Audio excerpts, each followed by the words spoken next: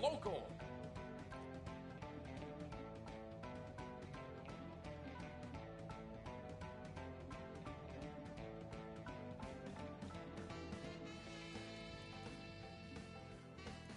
Bothalla. Yeah. Bothalla. Yeah.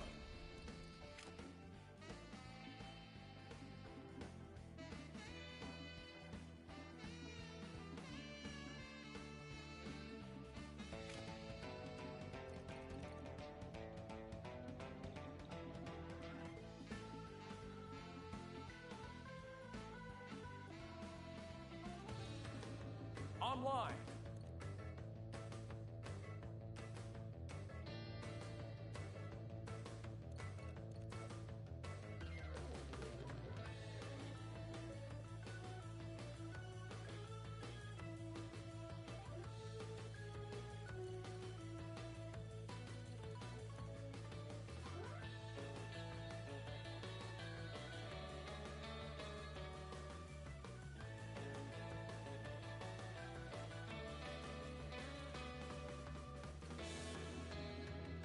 Local.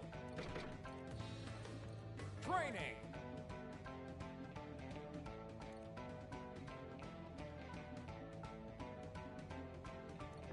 No.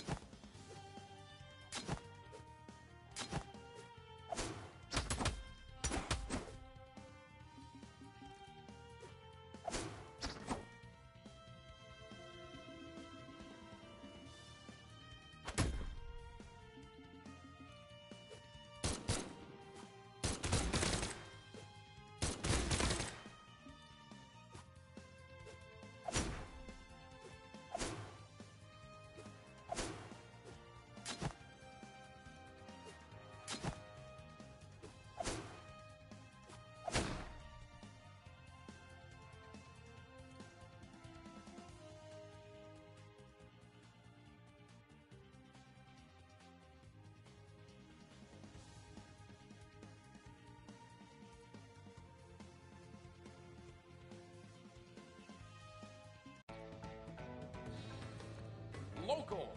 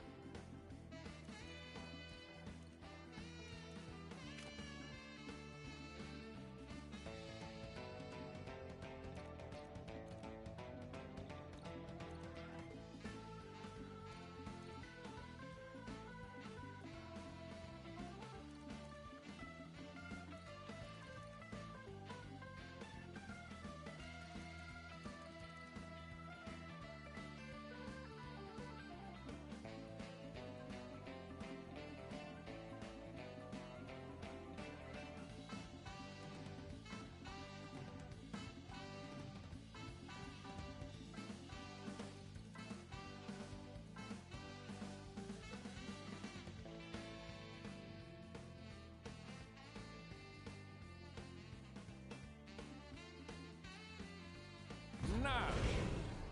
Nash.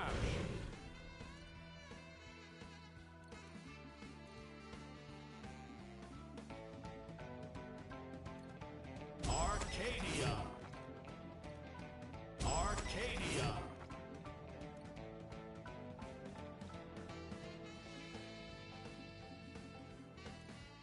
Ada.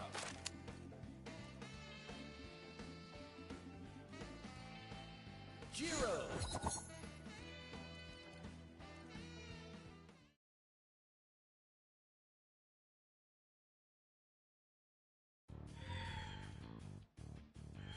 Three, two, one, brawl!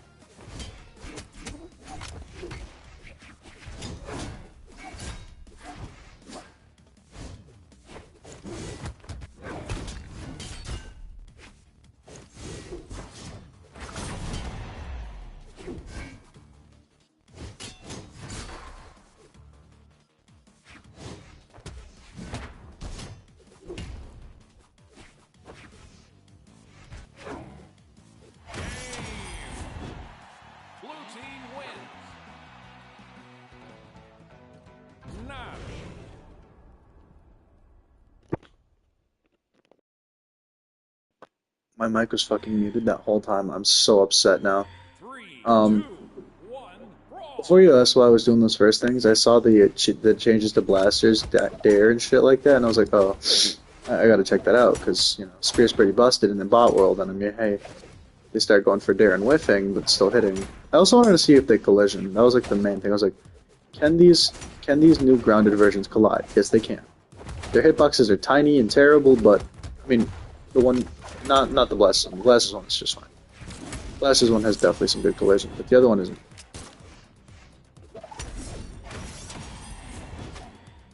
They still act the same on hit. It's like an otherwise type thing. Like on hit, there's no difference, but on whiff, there is. They like do a little bounce. At least Spear does, which actually is pretty big of a buff for Spear. I mean, the biggest problem was whiffing dare, and then you're just in hell. Couldn't go for that side sig. These bots definitely are more sig optimized in hard mode. I don't know if that's behavior thing, but I mean, shit, I don't care.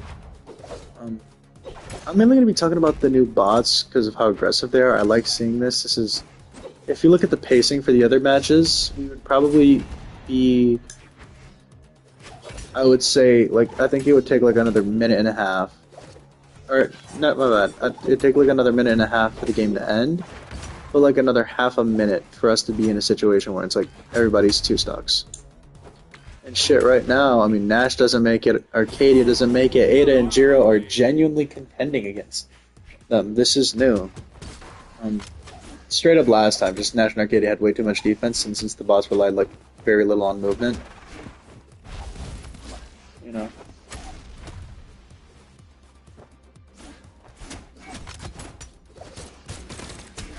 I still think the bots definitely do need some reworking. I mean, they don't go for optimals. Good double KO there from Arcadia to shut that down. Make sure Nash stays safe. But yeah, 100% like true combos just aren't a thing.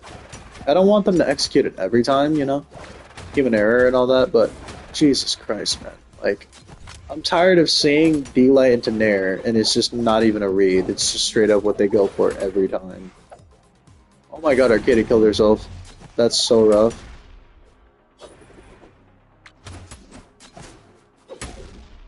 Okay. That dodge did nothing. The ground pound whiffed. Ooh, that could be curtains, and it will be. As a recovery will make Ada and Jiro take game two. This time Nash went off for 700. Nice. Too bad Ada also went off for like 500 and actually contributed this game. But yeah, just Three, like two, I think the one. biggest change is 100% they're more aggressive, which means movement is definitely something to think about.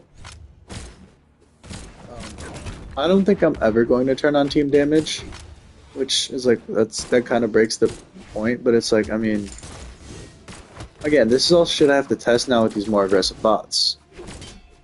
Uh,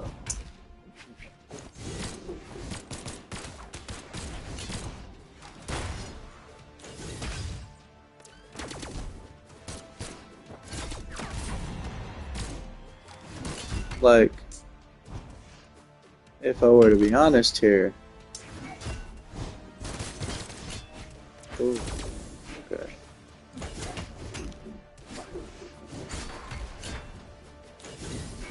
Yeah, if I were to be honest here, this shit just doesn't make sense.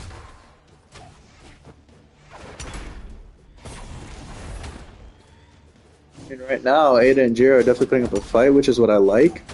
Game is a lot more aggressive, which actually does help those high-speed legends a little bit more. Good ground pound, but at the same time, it's like very interesting Brawlhalla because it's more high-paced,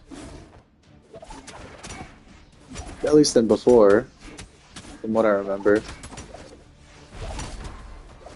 So I'll definitely be seeing more of this interesting doubles play. I would still prefer the bots to choose to use true combos. Like they don't have to do it every single time. Maybe they want to go for a read, but it just makes more sense to me if I see a bot do D-Light Sair. Like it just feels realistic, and I would love to see a lot more true combos because I mean that's guaranteed damage. You're just leaving them off the table. Like if a lot of these Spear Legends were to use D-Light Sair instead of D-Light Nair, all of these Spear Legends would 100% win more because they would genuinely kill more.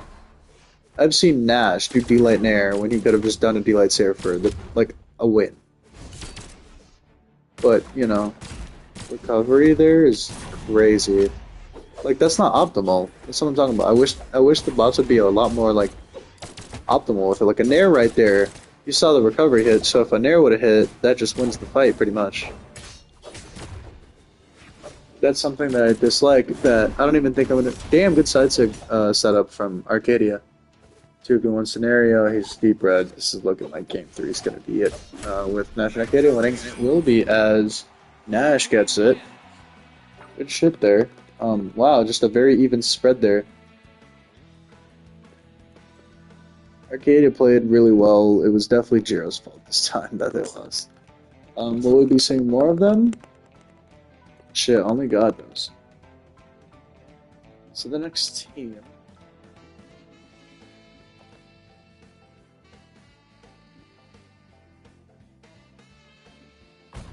Yeah, the next team we will be seeing is going to be Red Raptor, and if I could find them for the love of the Lord... Oh, they're right next to each other. Nice. So we're going to see Raptor and Thor. It's a team that I'm genuinely interested in. I know that the seeding is random and all that, so I got them at 17. And then the next team that we're seeing is Fate Yumiko, which is as cool of a doubles team as it is. You know, it doesn't seem like it's going to stack up. Also, I have Inari now, so that's a pretty big W. I'm a fan. I honestly think Inari is just like a different... it's just like an OG Yumiko, like an OG spirit.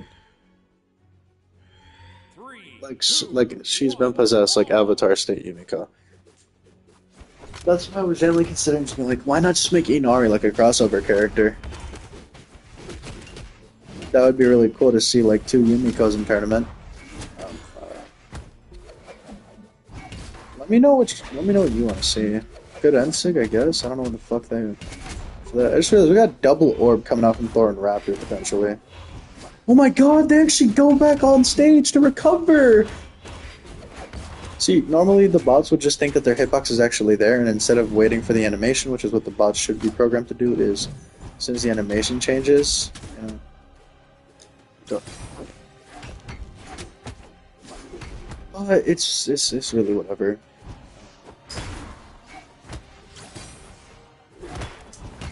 You know what I'm thinking?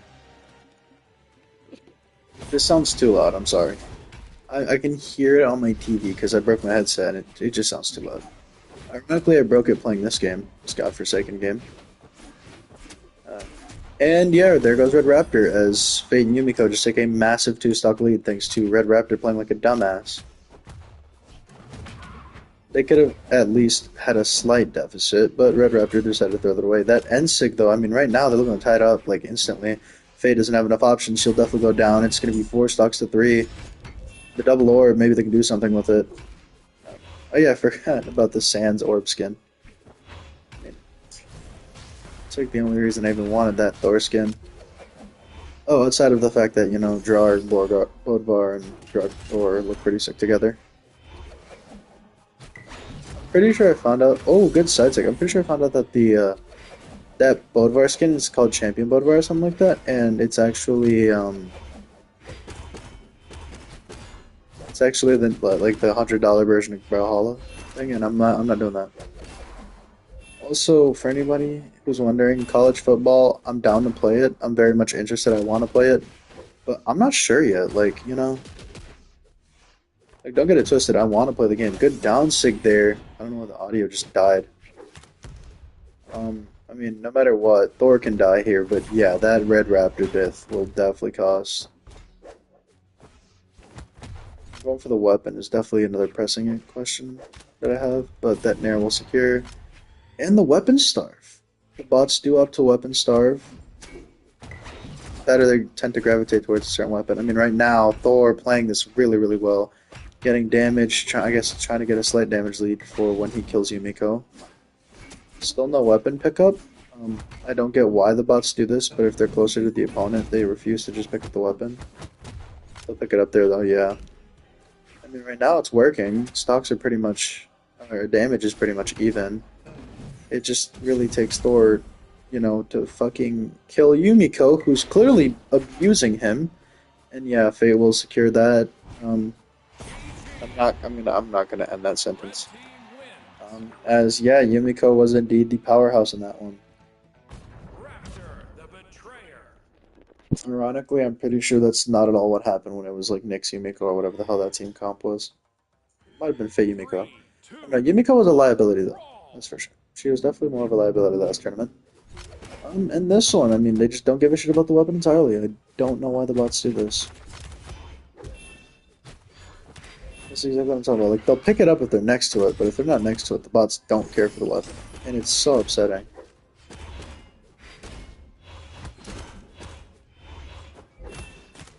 Like, why are you just randomly throwing out a side sig there?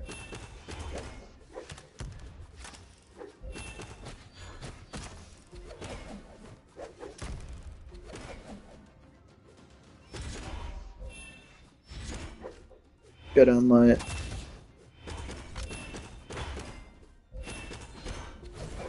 I mean, I respect the D-Light, but I feel like Sidelight Sarah is more consistent, and again, better true option.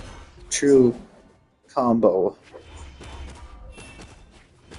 Sidelight D-Light is definitely better in earlier health, so because Sidelight D-Light Nair, I think, is true. Oh. Everybody's on red in the first stock, but I mean, I really don't know who's going to be the first one to lose it. I'm thinking Thor, as Thor decides to shut me the fuck up, and it's actually going to be Fate, and then Yumiko. And immediately he's gone. Red Raptor's gone as well. Pick up the weapon, for the love of God. What are you doing? Pick up the weapon, thank you. So we're going to see the hammer. Picks up the orb, okay. I have yet to see any of Red Raptor playing.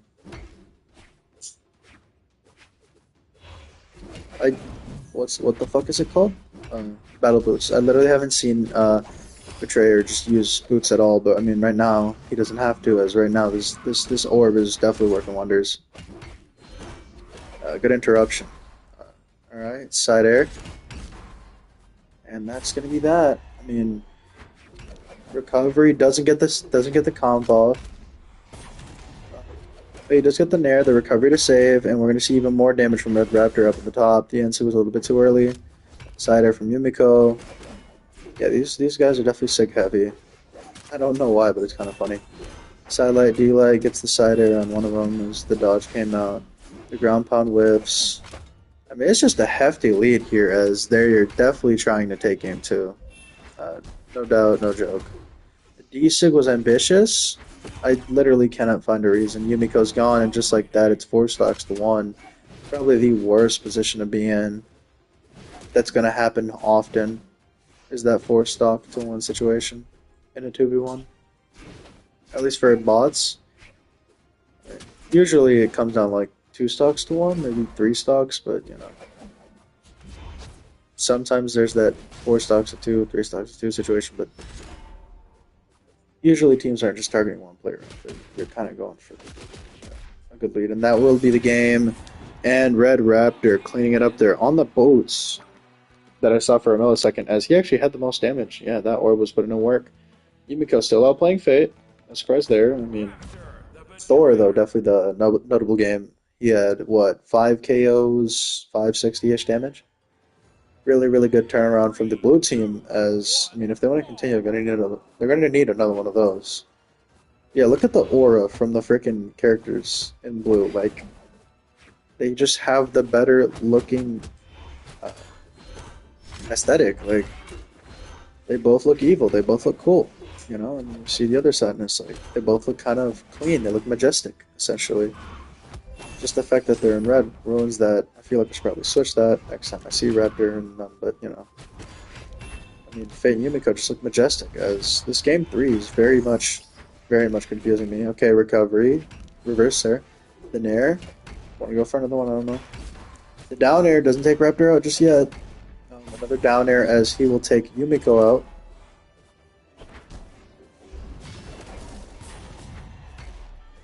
By the way, if I do end up doing like Inari as a completely different Yumiko, I good shit. Oh my god, it's 5 stocks to 3 as Red Raptor went way too high and yeah, Yumiko didn't feel that.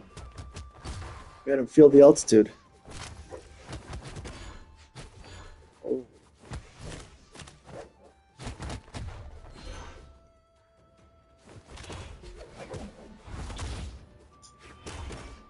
Side air, try to get a follow-up, ground pound, side light Sayer. See, like if the boss just did that more often, you know, now she's dead, and now it's 4 stocks to 3, but shit, for how long? You know, Fate's got like nothing left on that stock. Side sig again, she's gone. 2v1 power play. Nope, it's gonna be Yumiko. Gets the first hit. She's gonna continue to put pressure onto the final stock opponent. Recovery, I mean, oh, ground pound.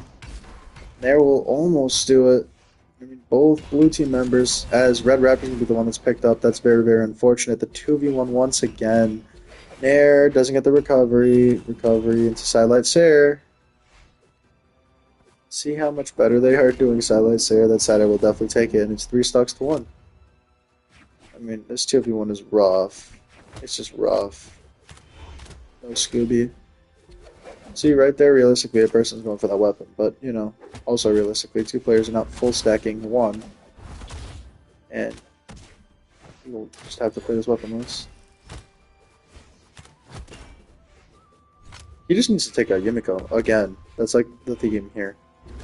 If you take out Yumiko, you have a much higher chance. But she'll take him out instead. And yeah, Fate and Yumiko, they will be the ones to move up.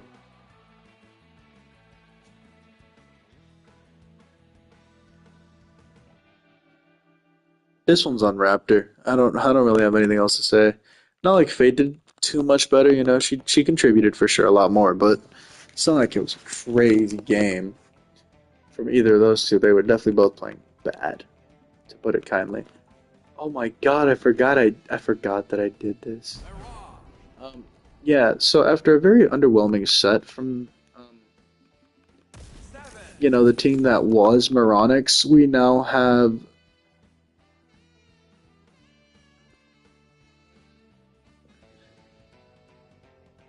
you know what? Honestly, it kind of works. Uh, we have Muraven instead of Moronics. We now have Muraven. So hey, there's that. Yeah, Seven and Mirage are a team. I decided to finally split Moronics up because well, they just weren't playing well together whatsoever. So I couldn't keep a team that's failing together. You know, that's just not gonna happen. Tell you what is gonna happen though. We have our fated superhero, and he'll be playing with a space lady. So Sentinel and Cassidy just recently missed top 8 entirely in their most recent tournament. Not that they aren't still the ninth seed or anything, you know, they're still top 8 seed. They just missed top 8. Mainly because of the rule that every team from top 8 has to return as the same team in the next tournament.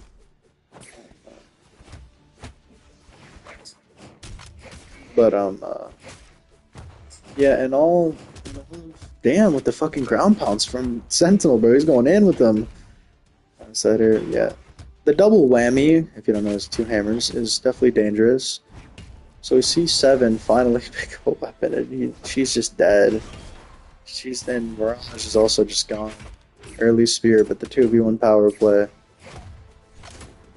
immediately helping out. We're gonna see double spear. This is definitely something that Moronics did not have, is 2 of the same weapon. And spatial control that you kind of get out of double spear, but I mean right now these guitars are putting in extra overtime. That side air, more guitars, I guess. Good ground pound there, and yeah, she'll be gone. No options, nothing. Try to go for a read, didn't work out. Alright, ground pound, no end sig. I wonder if someone will ever drop out the down sig. That's the one main concern I have about 7. Will we ever see the change to the fire 6? I doubt it. Ooh, good little bit of anti-pressure there to kind of keep the red team away from Mirage, but unfortunately it's not going to be enough as the hammer coming out from Sentinel and now the double whammy. Oh, let it go a little bit too late. That down sig, hey, the new down sig. Hopefully we will see a Sentinel side sig soon. Um, Maybe it'll be a permanent fix tomorrow. I guess technically later today. I will not be adding Imugi into the tournament. That I will tell you right now. No Imugi. Imugi will show up maybe in once, but it'll literally be luck of the draw. I got some more crossovers. I'm planning. I'm never buying Anakin. I have Darth Vader. There's no reason for Anakin. Um, I'm planning on adding more crossovers.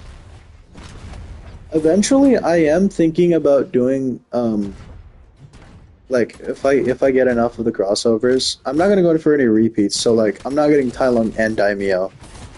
If I'm gonna keep it real with you, I'm probably getting Tai Lung and not Daimyo because Daimyo six, they literally just look like cat claws, and it's like why would you make Mordex a cat? Congrats, that was fucking boring. The Hellboy crossover was terrible. I will probably be getting Hellboy over Luke. But Luke is really cool as we see the you know honestly in my opinion the most successful team outside of Arcadia and Nash. That's the best way I can put it. Is the team with the most success overall winning, at least so far in Bothalla history, because outside of their one miss outside of top 8, they've made top 3. They got 3rd place. They got, what, 2nd place as well? No, they got 3rd place and they got a 4th, and then I think they got... Yeah, and then they missed top 8. The biggest thing I gotta say is watch out for Core and Patrick. I don't remember what they... Core and Patrick are a nasty team. I don't know how good Core's gonna be, but Patrick is a demon, bro. I literally said it in the first game. I was like, Patrick's gonna be like a Mr. 600, like a true Mr. 600 that's always gonna have 600 win or lose. Good shit. Oh my god, the chemistry. I don't know if Mirage was unprepared for twos, but the chemistry coming out from these two on the red team, bro. Usually they're the blue team, but I don't know. I guess they're liking their new rebrand. Yeah, I usually have them as the blue team, and I usually, ironically, have Mirage on the side of red, but I don't care enough. I didn't care enough to switch it up. Oh, okay, good shit. As yeah, now it's a deficit, one that's starting to grow a little bit, but oh, it's the ground pound clash with Cider there. Yeah, this is bad for blue team. This is looking like a sweep. They're down a stock. They're down damage equal to a stock. They have no advantage whatsoever, as now both blue team members are in red. Still no kill confirmed on the fucking Sentinel. I mean, just still no kill guaranteed on any character. Sidesig will finally do it, nearly 2 minutes into the match. But it'll come at a cost of a trade. And we're likely to see Mirage go down before Cassidy here. Never mind the ground pound. I don't know if that's the whole point of the Nair, but Cider's just right there, man. Just guarantee it. That quarter of a second that you could have used to help your teammate there would have definitely been a lot more suffice.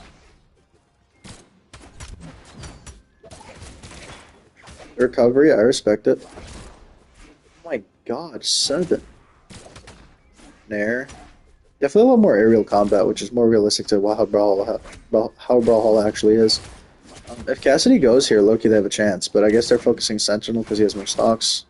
I used to do that, like, as bad players, back when I was, like, a low silver, like, when I was, like, merely 1200, I was like, why don't we just focus a guy with more defense? Like, if we leave him alone, and then, as I got better, I was like, wait, why are we focusing the guy with more stocks? Like, are we trying to be fair or something? We're trying to fucking win. Focus a guy with less stocks. Just makes more sense. Alright, and just like that, yeah, Sentinel and Cassidy will destroy Maravin. I don't know if they don't fuck with the name or whatever, but yeah, Cassidy went off for 700. So now we've seen 3 700 damage games. It is so early into the tournament for this shit to be going off like this. That was a really underwhelming set from 7 and especially Mirage. I need to get source code Petra soon. But yeah, that was just underwhelming. I don't have any word for it. I don't have anything else to say about it. It was disappointing. It was just very, very disappointing. You wanna know what isn't disappointing though? I got an Ezio skin. Pretty fucking sick. Too bad all the Ezio skins literally look like reskins. They literally are just Ezio wearing new drip, which is disgusting. It is so like disappointing. Whatever the case, though, next we have Ezio and Vector, who I recently bought a skin for. By recently, I mean months ago when I first started this tournament, but I was like, fuck it, I'm gonna do it again. I'm gonna restart it from scratch. I'm gonna get all the top 32 in one tournament, or one stream, and we're gonna delete all the previous videos. 3, 2, Yeah! 1, brawl. I didn't even make it. I wish I could just change the colors. Why can't I pick the colors, bro? Me personally, I think everybody that does tournament would prefer to just pick the colors rather than being red and blue team.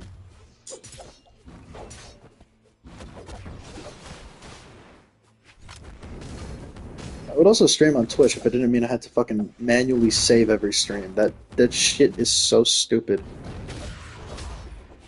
Like, you should at least let the live stream be up for like an hour.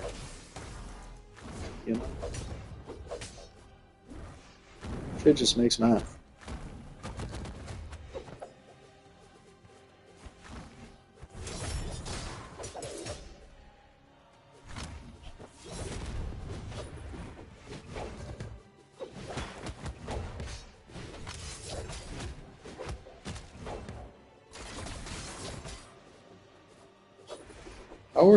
How is nobody dead yet? Like, I think I've seen everybody on red for like a solid 15 seconds, and still Vector, Tesca, all these niggas are alive as they're focusing Petra.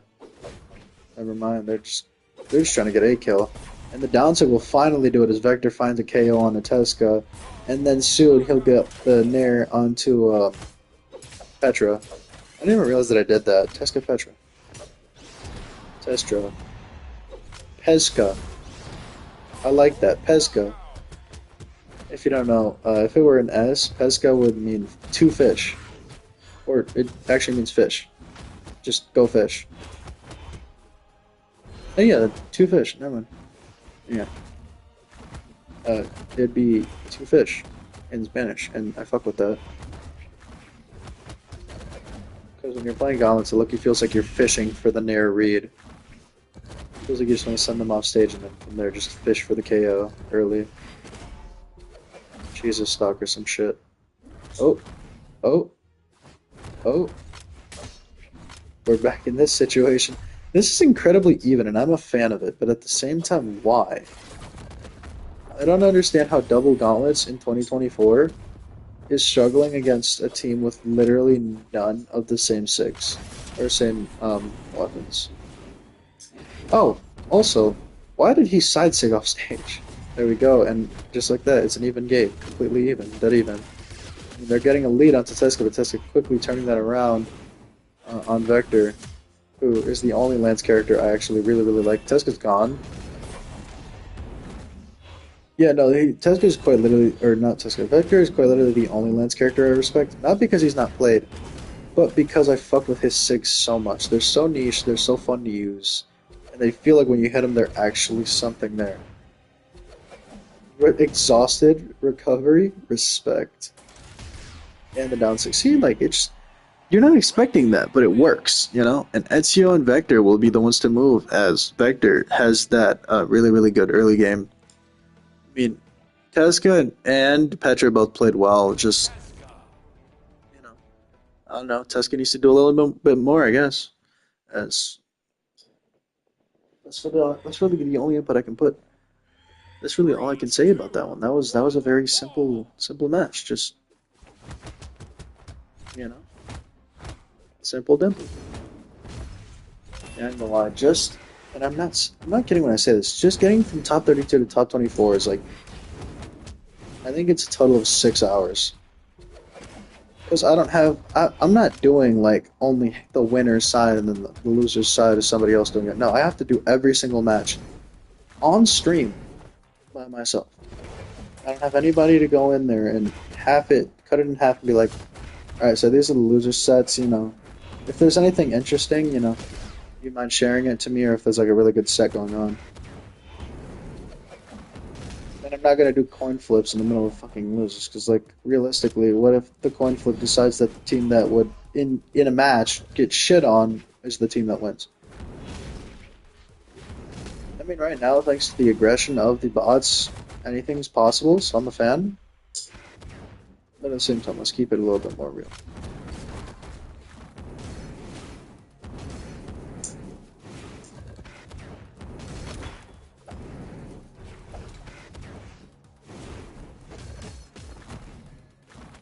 Teska's definitely in a major deficit, as Petra probably doesn't make it back. No, she does not. Yeah, Teska's struggling.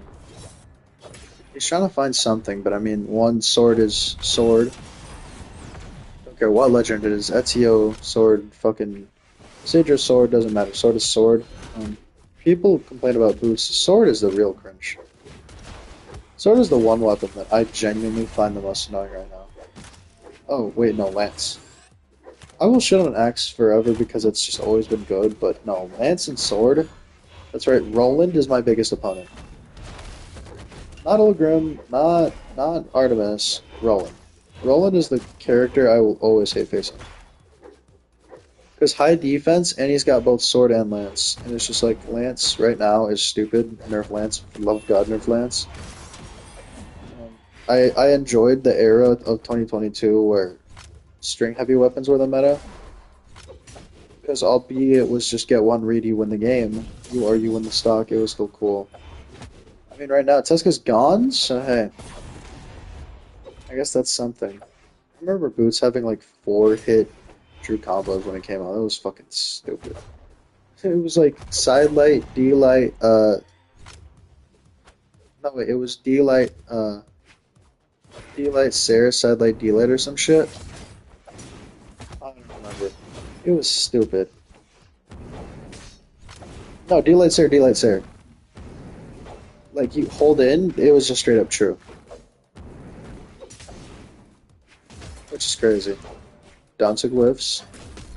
And single kill, and just like that, Ezio and Vector cleanup crew get it done in 2 games as Vector goes for the 4th 700 damage game of the tournament.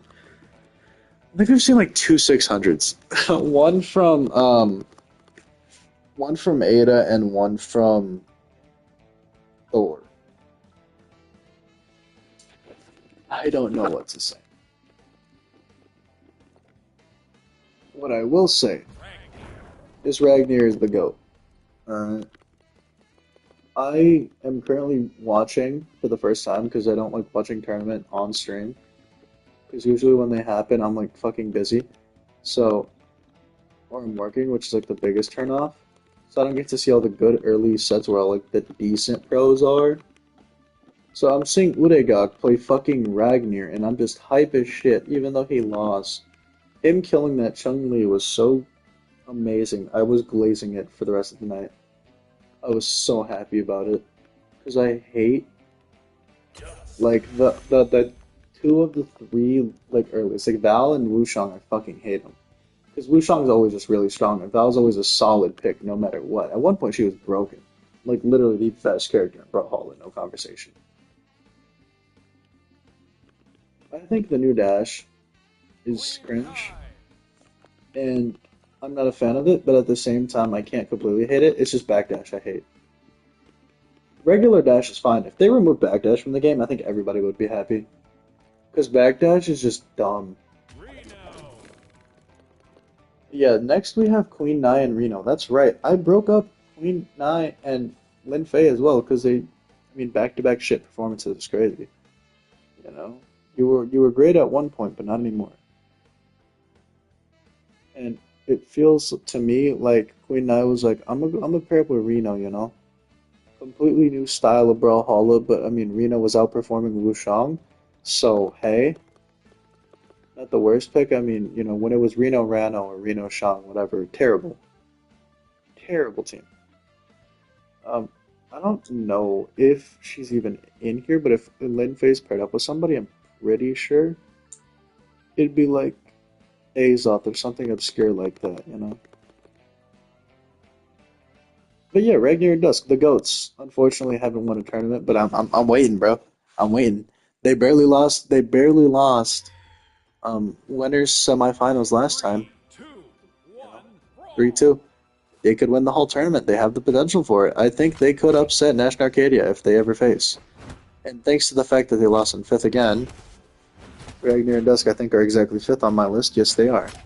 They've made fifth place twice in a row, and we're genuinely fifth, not sixth, fifth both times. I think Thatch Raza made top four. No, lies. Thatch Raza did not make top four. Brand Amethyst made top four, beating Ragnar Dusk, which was very upsetting because Brand Amethyst also got second.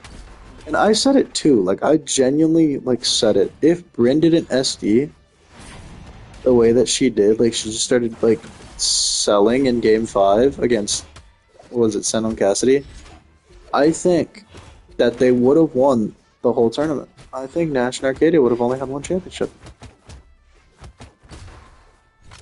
Do I think they probably, and then when I saw them reset the bracket and fucking, you know, going to finals reset, I was like, see, my theory is being proven. And then Arcadia pulled off the greatest tournament or just the greatest set of the tournament. And I think it won her the MVP. If not, it definitely won her grand finals MVP. That reset was so well played. Ironically, even though Amethyst I think won MVP, yeah, she did. Amethyst won MVP overall because she was just doing insane before grand finals, like to such a degree that it made no sense to not give her the MVP, like before grands and losers.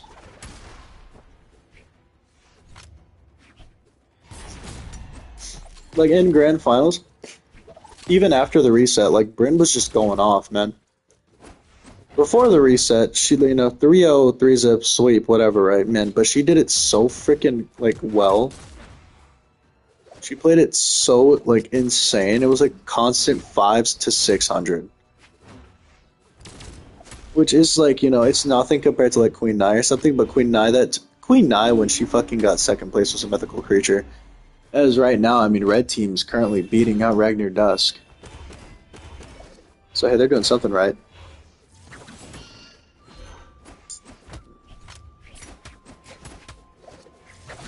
Shit, blue team's just not it right now. I don't know if they're not hot, they're not warmed up, first game on, whatever. Them boys is not prepared right now. They're like slowly getting broken down. That recovery made no sense to not be a turnaround, I'll be honest. For Dusk, I mean.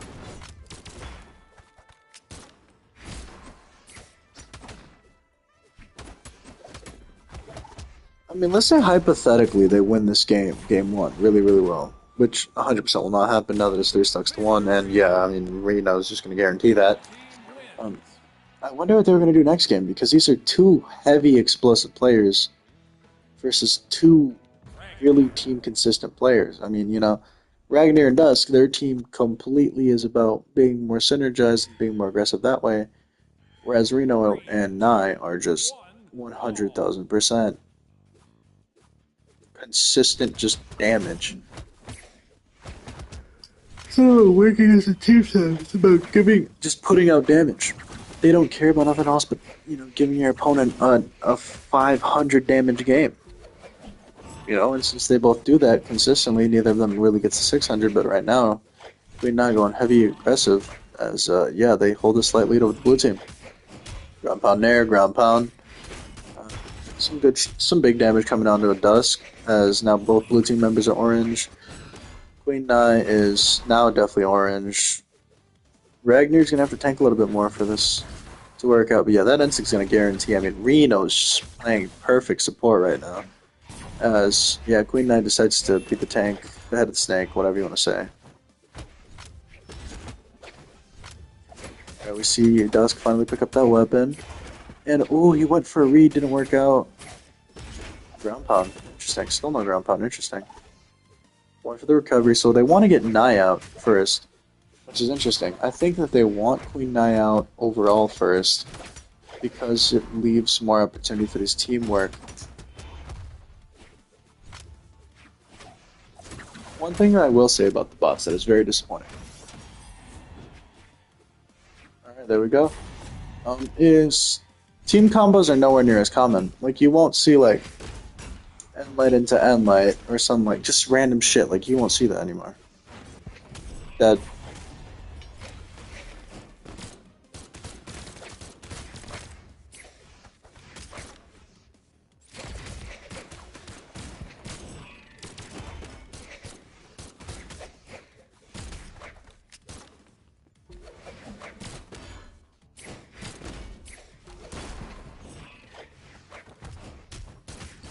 recovery, good shit. I mean, for somebody who is on final stocks early, we're seeing a very aggressive game out of Ragnar. I think Ragnar's just trying to, he's kind of sick of this shit. He wants to win this. I mean, Queen Nai is just beating him like a book right now, and that Ensa will guarantee that it's another 3-6 to 1 situation. But holy hell, Ragnar is putting out damage. I mean, if I have to pin this L, if he doesn't win this, on someone it's Dusk. Dusk, game 2 has been very passive, and overall has not really contributed at all, if you were to ask me. Like, this is where he's forced to contribute, and instead he's contributing a whole bunch of damage, as that recovery will guarantee the win for Queen Nai and Reno, as Ragnar Dusk, the 5 seed, are down to losers bracket. But yeah, I mean, Dusk, that 434 is a lie. He wasn't really active, Tell you what, Queen Nai, Miss 700 will put out another 700 damage game, the highest 700 damage game so far. That's like classic Queen Nai, though. Just go off for 700 in a closeout game. The irony. Guess who's up next? Guess who is up next? Wow, that is so freaking funny. Yeah, Moonin and Rano. That's right. Taros and Moonin have broken up. This is the worst skin I think I've ever seen in the game. It makes good colors look bad. It just doesn't fit. And oh my god, we have a grudge match. This is killer. I didn't even realize this. Alright, so Volkov, whatever. But that's not the grudge match I'm talking about. Former teammates are now facing off against each other, as we will see. That's still so funny. I'm going Ready to Riot just because it fits the rock theme. Dude, are you kidding? Odin versus Taros in their first tournament split from each other. I was originally thinking of keeping them together, but the way they performed in the last tournament was like, no. 3, 2, 1, brawl. It was just a massive no. Oh my god, Rano's immediately getting blasted. As he doesn't pick up the weapon, I don't know. He's cooking though, he's cooking. He's getting his get back. I mean, right now, red team definitely taking more damage, but I don't know. I guess the axe hammer is like the comp. I forgot Ensig is just straight up a 2-part. Like, whiff or not.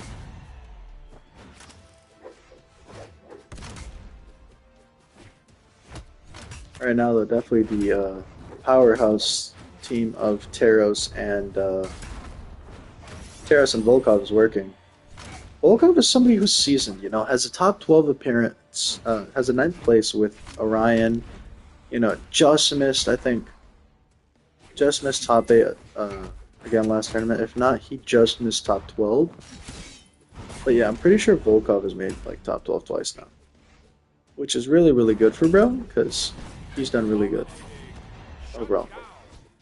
Taros, as we know, obviously made that top 8 with Moonin.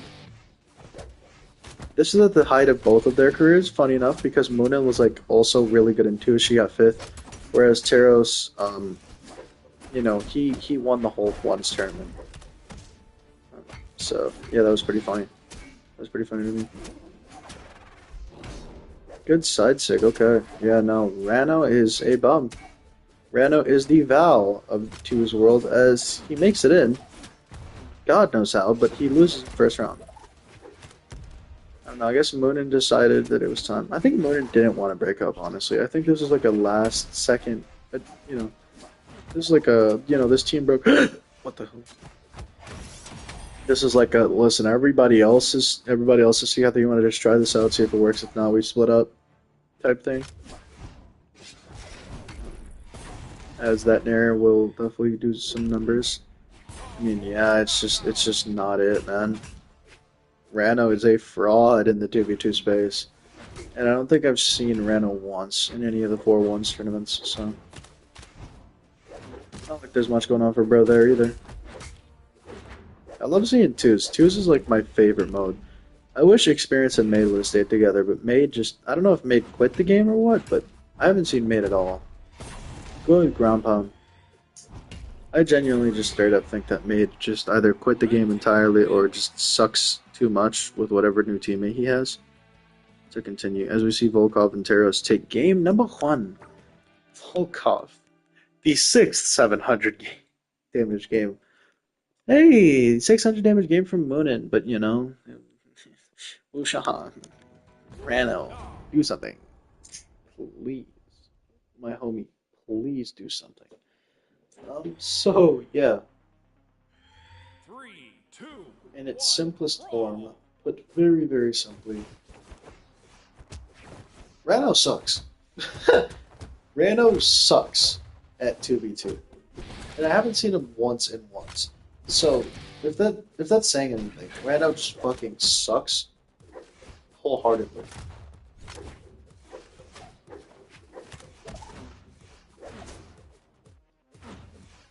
Yeah, I was thinking once I get enough crossovers, I'll just get all the crossovers. To have crossover tournaments be completely separate. Because we have so many crossovers in the game that it just feels more right to do so.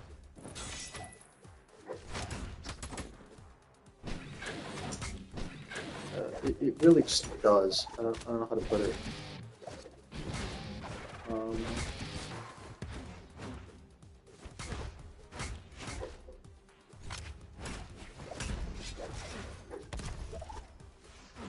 I don't get the point of the dot, like the blank character question mark, or after like the blanks after the random select. I don't know, it's a random thought that I was thinking of, as that cider will finally show that Rando has contributed in the slightest. As blue team takes a lead, and they will take an even bigger lead as Moonin takes the next stop, and Sig Volkov taking a bit of damage. Trying to weaken Volkov, but I mean that's still Taros double KO here. That's actually very beneficial. Oh, never mind. I lied. Volkov took the second step. That's actually very beneficial for the blue team as they coming together. Loading opts for the weapon immediately starts putting the heart on Volkov again. I think they're trying to focus Volkov. See load. I think they see higher defense, or I don't know, similar defense. They're both like 6 to 7, and they're thinking, hey, this guy's a little tanky. Let's do something with that. Alright, yeah, I mean, Volkov's just almost dead from that. No, that's sick there, but instead ups to Taros. They might actually be playing stage control, now I don't think about it. Stage control with a little bit of edge guarding. The Dunce goes random. Their recovery will do it. Yeah, just either option coverage or stage control. I'm thinking maybe a mix of the two as DUI recovery would take them out. See, that's a true combo. Like, that was an optimized true combo, not even frame one or anything. Alright, Moonin makes it back, moves to side sig. That's nice. Yeah, blue team, slight lead here. Hopefully Rano trying to alleviate some pressure off of Moonin, I think. Ground pound. Another ground pound. Try to go for a dare nair. I mean, Taros getting pieced up here by the Moonin. Oh, down air. Seeing a lot of 6 come up from Moonin Cider. I mean, Taros is not very active in this battle right now. As Moonin finally falls. Rano, you need to do your best here not to fall. Just don't die here.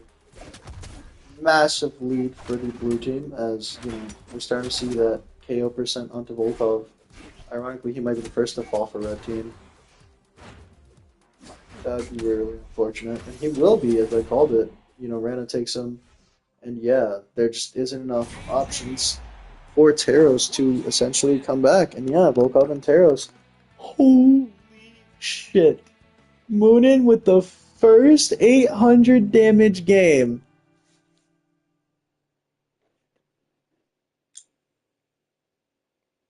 Beautiful.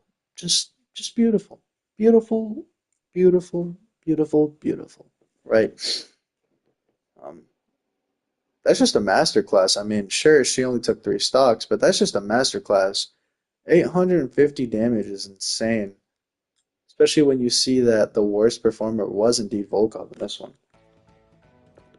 If it takes that much damage to win a game, low key, that's not the best, but the sole fact that she can produce those kind of numbers just kind of shows that, even though Taros is still incredible, especially in the ones, Moonin kind of takes the cake in Three, twos. two, She's a one, dual threat. brawl. Not that Taros isn't, of course. Alright. Moonin bow definitely locked in on that, though. She was really locked in with that bow. Actually, the scythe has no direct, like directly above vertical coverage. Best they have is like dodge and light. That's the fucking best. Dodge and attack into an unlight. As yeah, there goes Rano once again. Rano, not the best teammate in the world. Even in a good game, he had 438. Like that's not a good at all, considering how amazing Roman played. And that's exactly what I'm talking about. Like Rano just doesn't do enough to compensate. More often than not, he's doing way less than average. Way less than average. Um, and again, we're seeing Moonin kind of alleviate the pressure off her teammate as, Rana actually does take that stock. It's going to work out. You see a punish immediately from Taros rather than pick up the weapon early. And yeah, that side will probably take away... No, he's back. Frogman is back, Rano's back. And yeah, that's the stock, and just like that, 3 stocks to 5. Once again, seeing a very, very big disadvantage. That recovery clips, that nair will cover, the down air will probably send him off into a frenzy. No, Moonin will likely fall here first. Yeah, no, just red team, even though they're yellow right now, the red team's just playing it better. They're simply put, playing it better. And yeah, there's really no answer. Like, blue team does not have an answer. We're going to have to see another Moonin incredible stock, but this time from Rano, because he needs to live. It's 5 stocks to 2. This is a fringe, too. So, either Moonin's going to have to go off for an insane amount as Rano just plays passive whole game, or, Rano's going to have to pop off. And that's a good sign as we see him take a stock. Taro's kind of flying away, shying. Oh, the recovery could cost it, and it won't. He makes it back. See, the boss just straight up make it back now. I'm so happy they made that quality of life improvement. We're going to take a lot of damage now from this Volkov, and that will be it for Rano. Taros still just dominating, but I mean, Volkov's doing it by himself right now. Oh. Somehow avoids both of those. Ground pound again from Volkov. Oh, Nair doesn't kill. Maybe the next one will. I don't know. I don't know how she's trying to play this, but yeah, it's over. Yanlet will secure it. Taros with a 4K, 5K actually. And yeah, Wu Shang once again, dog shit. Moonin's gonna have to pull Gary job. Who would have saw that coming? So yeah, the higher seeded team, shocker, will be the one to move on, which actually is really funny. Because if Moonin and Rano would have won that, then we would have gotten the Reno-Rano matchup, which would have been, again, really funny. Oh my goodness, this team's diabolical. Why did I ever assemble this team together? Yeah, Zolan is Surrey team now. I don't know how to feel about this. I genuinely just don't know how to feel about that. Oh my god, this next team is also random. But not entirely, as it is 2 players that have made top 4 before. It's Ragnar and Caspian. I mean, shit. I don't know what to say here. Like, we have the highest power versus the highest defense. I guess we'll truly see which set is better. But also, we have 2 Guitars legends. You know, Two heavy weapons. I don't know. These team comps are very similar. Just one is like a really tanky legend, and the other one like isn't. Three, two, one, brawl! I don't care. You can install your update tomorrow or something. I'm in the middle of a tournament. It's like 5 in the morning. It's 4:30, and you're over here whipping that hoe. That's crazy. How people really be going to work at 4:30 a.m. My dad wakes up at 3 a.m. every day to work. I don't know what the hell's going on, but I mean, right now Zol is definitely taking damage. So is Casp. Caspian definitely took a decent lot of damage there. But after that, now that neutral's kind of been set, the side six coming out from Taros, or not Taros, from Zol, random as hell, because he's not holding it in, so that you're never getting any value out of it. Um, the other thing is, right now, we're seeing a lot of the blue team kind of trying to stick to their opponents, trying to be a little bit more fluey, trying to stick to just get in their face. Whereas obviously the more defensive team is thinking, hey, maybe let's not get so far in their face. Something that also makes me laugh about this team is the red team is very defensive in the way that they have not only the highest defense legend, but that, Caspian also has more power than defense, but his weapons definitely are more akin to playing a multitasking role, both aggressive and defensive. Um, Whereas if you look at Zol, obviously, or not Zol, Asuri, she's very hyper aggro, just get in your face type weapons, and then well, not so much the sword. The sword is definitely more like slight passive, but definitely can be like in your face, very aggressive with it. It's just kind of interesting to see, because that's exactly how Asuri's playing it, just trying to get in his face, trying to get everywhere. As Zol is the one who remains to be the least damaged. Good move there from Caspian to take that stock, as now we are going to see a slight lead there for the blue team or for the red team that's gone just like that. I need to stop playing with this fucking nail clipper before I break it. 3 stocks to 2 now, as blue team retains that lead with Soul. And Caspian just takes way too much damage. The side will finally connect. No Dalton.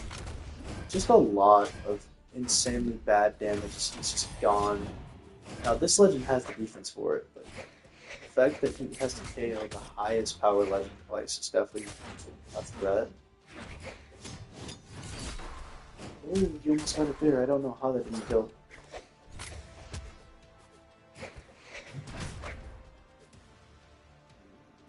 Mark was probably do it. Decider will definitely do it. Oh, he landed. I'm wrong.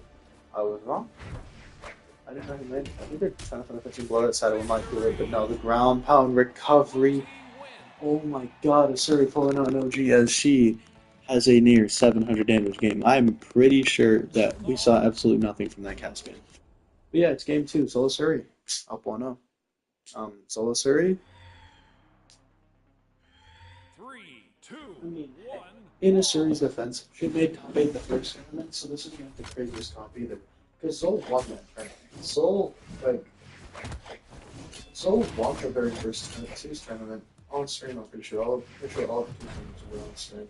But more than anything, Asuri got 8th with Zariel or Bothalla? What was it, Zariel? Yeah, Zariel is Asuri's very familiar. What about Arcadia? Yeah, both Arcadia. So yeah, like, the Soviets are very, very good picks.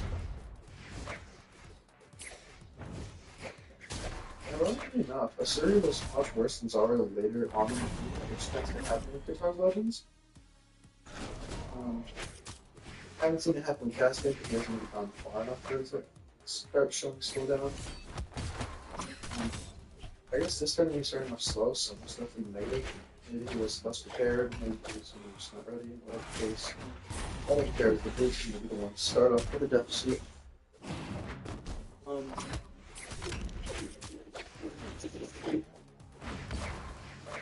kind of just thinking at the moment. It's like, oh my god, it's 6 stocks to 3. I mean, alright, we've seen Lin Fei and Queen Eye clutch us out. We have seen the reverse 6 stock at 3 stocks 6. But, I mean, how possible really is it with, I guess, former champion that fell off the face of the planet after becoming a champion. And a lady who I think the best she's done since then is a second round appearance in losers bracket. So it's very questionable. The Nursery lost her stocks, Zol is pretty much almost there. So definitely not very hard was. Four stocks is pretty doable, but not if Siri's gonna keep getting abused the way she is. Oh, Williams does something, I guess. Yeah, I mean, Caspian's just got pressure. He would have hit that 100% goal. Just fine to recovery does it anyways. Alright, got Nair.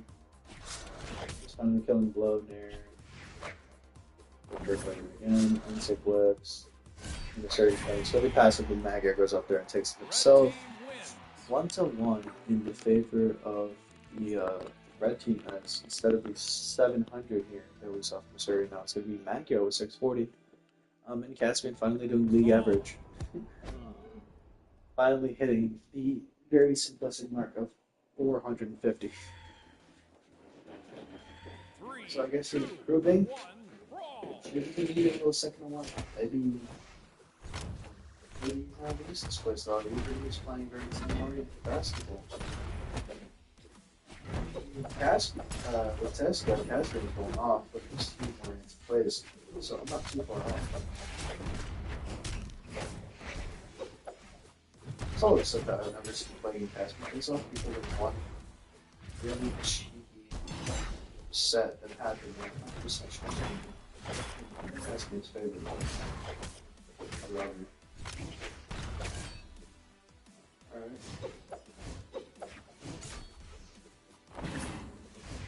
I was honestly surprised when I saw Marky move and Super White just destroy Slither, Hexo, and Sligover. The name, I don't know the name Sligover, it's not the same, like he just completely obliterated. The power Hexo was just completely demoralized. I thought the controller from him. The controller was just not in it.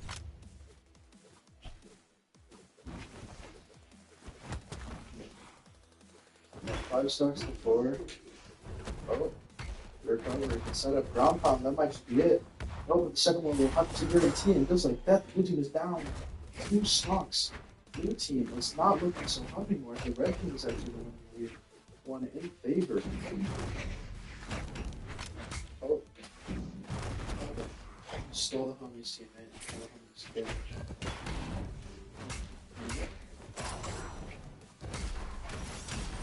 The double KO will tie up the stocks with him. You're gonna have to take out Magyar over this. You're gonna have to take out Zol. That's not all a tall task for Caspian. This is not Magyar as a tall task for every legend, including Zol. No disrespect to 10 power, but I saw a video. Okay, it's a good thing in video. I can feel myself. Zol does a 4-piece on cannon. That doesn't even get Magyar anymore. Zol does side sig on the cannon against Magyar, and it doesn't kill. Oh my god, there goes Captain. Oh, makes it back. Oh, I mean, 3 stocks to 1 once again. It's just easy kill. The team just getting snared this properly. They didn't do what they did the first game, and that's possible. Caspian is the one with 2 stocks. Caspian is the one that's really aggressive. True, of course. Don't get me wrong, Magyar's had a really good game as well, but it's just Caspian's been helping a lot more now, and it's showing. Decider will guarantee that Magyar and Caspian will be the team to move on. Another upset, ironically enough. Yeah, Caspian went off this game, finally going above and beyond, as Magyar was the one that went a little above average. Zol played really well, so didn't get a chance to. No major hard feelings. I mean, it was just really, really good Brawlhalla. I bought a skin for her, fight me. Yeah, the newest legend should be paired up with Rayman, who I also bought a skin for a while back. I forgot about that. Like a month. Again, when I bought the Vector skin, I also bought an Onyx skin and an Ezio skin. No, not Ezio. Fesca skin. No, that's a lie as well. I bought a skin for the character. It was Vector. I just recently bought the VV skin. It might have been the Rayman skin. I don't know. I know I've had the Rayman skin for a few weeks for sure. It might have been when I bought an Ari. I don't know. I bought a skin though, that's for sure. Anyway, the next team is going to be. Oh, this is an interesting one because that's Raza, who, if you don't know, shit, they made fucking. These guys have made top 8 twice, and in one of them they went to top 5 over Corrin Patrick. Might I add, over Corrin Patrick, a team that upset at the time the number 3 seed in Cat City. So you definitely have to keep note. The V point V looks like a face. Um, 3, 2, yeah, you definitely have to keep note of Thej and Raza at all times in the league team, all the time. But at the same time, it's scary because, like, even though Thej and Raza are a really good team, we haven't seen what Vivi can do. So that in itself is a concern, and we all know Rayman. He has the highest damage. No, actually, I don't think it is anymore. No. I think it still is. Not but yeah, I think Rayman has had the highest damage game in Bothalla history. We've seen Caspian 867. You know, we've seen the Queen 9 700, 800, I think even a 900. But Rayman scored 934 damage in his match.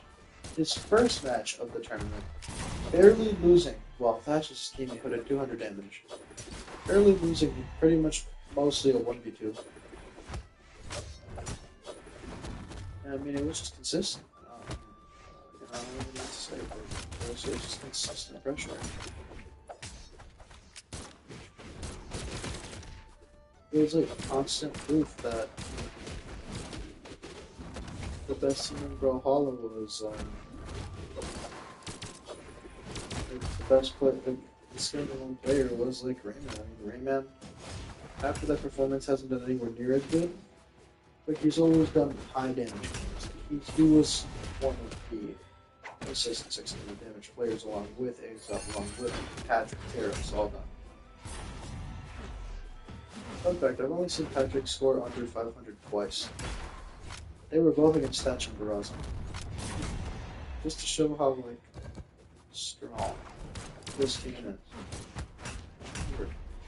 Patrick before made it to top 8. Like that, I think 3 losers.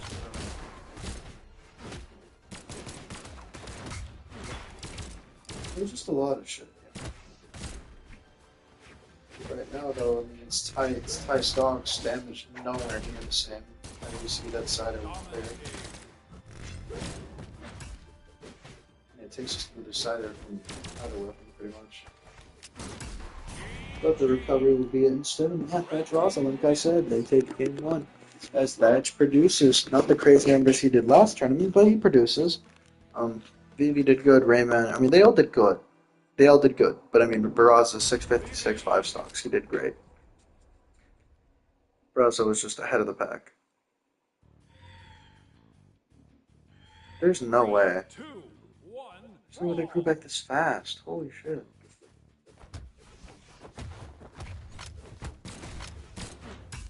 Oh, they've been cuppies.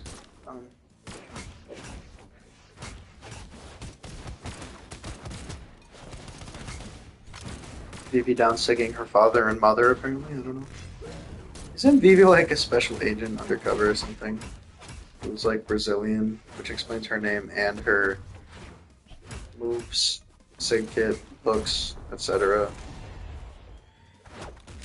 Huh. You know what I mean? I'm pretty sure Vivi is like Brazilian or something. No, her name is not Olivia. I think it's literally Vivi. Or Vivian, could be.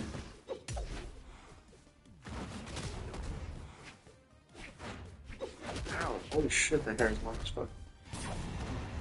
Talking about my leg hairs, guys. One leg hair that I'm pulling off because I'm bored. Mainly to keep myself awake, but yeah. Sorry, it's fucking long as shit. Even stocks. Thatch may be falling here. Oh, BB trying to make it happen, and it does happen. As yeah, blue team 5 stocks to 3. They take a lead. Rayman going crazy. The end sig after the side. It's a good move there. Just getting some certain damage. And we see a D-sig come out as well. Vivi finally takes her first bits of damage on the stock. Alright. Yeah, Thatch is gone. Thatch is just gone. This is a rough 2v1. We've seen what Cody Travis can do with Barraza, you know. Can we see what Barraza can do with Barraza in these 2v1 scenarios? I mean, this is the hardest it could possibly be, though. Like, think about it. Think about it, man. I'm still so upset that Cody Travis won that BCX, man. I've hated Cody Travis forever because of the Barraza pick. But now, as somebody who doesn't hate Barraza, but doesn't like him, honestly respect him, bro, for sticking to the character for so many years and winning BCX. Especially after he was genuinely considered a favorite in 2020. I mean, that he proved those doubters right back when Greatsword wasn't fucking completely broken. And destroyed the meta of the game. Back when Greatsword was broken, Sandstone was 100% the best player in the world. The way he dominated, like, yeah, Pavelski did great, you know, all these other people did great. But nobody was like fucking Sandstorm with that weapon. Hardy MJ, I'd say, is probably the master of the weapon now. And he's the one guy that, like, genuinely, he knows the ins and outs. But, like, Use is probably the best player to use him. Because he's adapted so much to the modern era. Hardy MJ plays flashy. He goes for damage, he goes for KOs. Like, he goes for the flashy shit, you know. Good cider, as yeah, it'll be Vivi and Rayman finally cleaning it up. 607 out of Vivi, damn near the same out of Rayman. Really, really good game. As Barraza takes home the 7th or 8th 700 damage game of the tournament.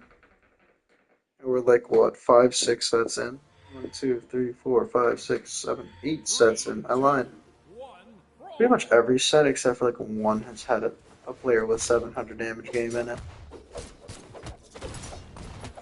Shit, even Munagan went fucking crazy and had one. I still don't know where this Barraza Thatch duo came out of, but wherever the hell they came out of in the random pool, I'll tell you what, they've done grandiose things because they're a really, really good team.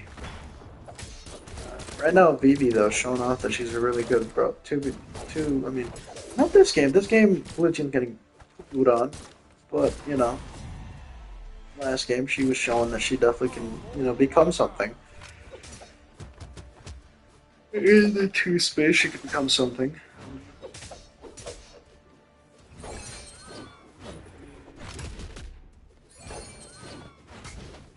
And it seems like Blue's doing a really good job at trying to even it out.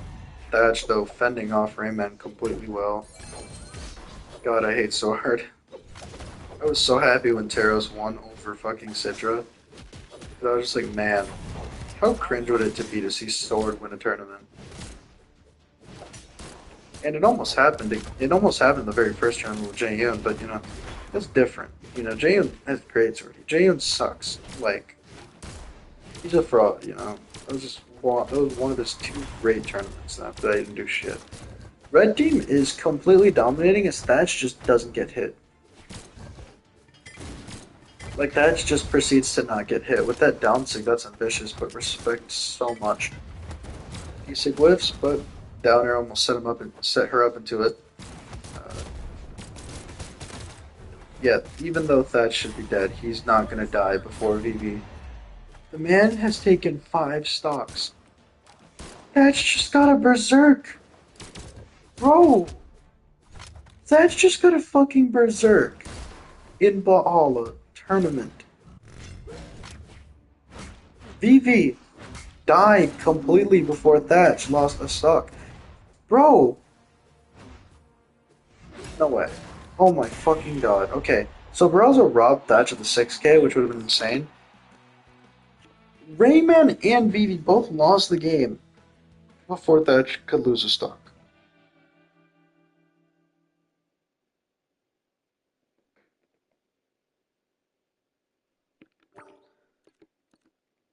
Thatch didn't even do 600 damage. That's the craziest part. Shit. Barelza did 505. And, go. No, I'm kidding. Yeah, that's insane.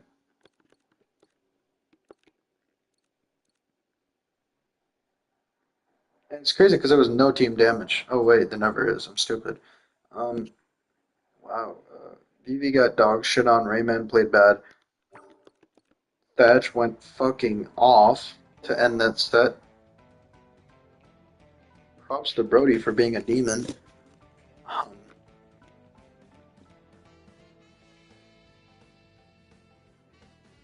I legitimately do not know what to say. Koji. Thatch is just contending for MVP. I don't know. Fire. Thatch decided it's his tournament, man. This is the one. This is the one they win. This is the one where the marbles are all in their favor. I don't know. They're putting everything they have into this one. Wow, this is crazy. Cross. This skin has started to grow on me. It still sucks. Still have to get a cross skin, but it started to grow on me. So shit. I don't know how she makes it, but she made it. Can't hate. 3, 2, I 1. guess it's not hard to make it when there's 64 total legends that are going to be used, and there's like only 70 options that I have. Wow, Bothalla, you are amazing.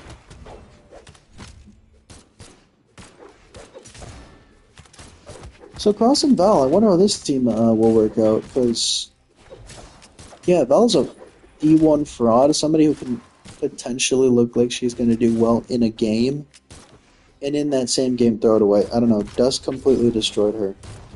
After getting 3-stocked, reverse 3-stocked, and then I think reverse 3-stocked again, by Dusk, she genuinely hasn't done anything since that top 8 appearance, man.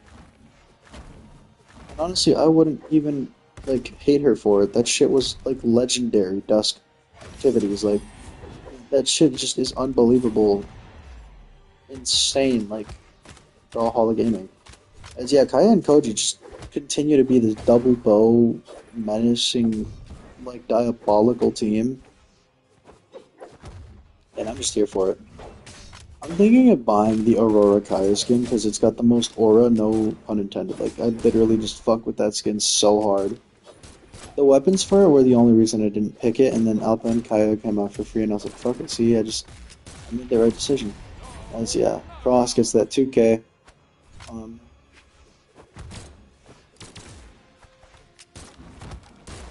know what Coach is trying to do here, but yeah, you should probably just pick up that weapon.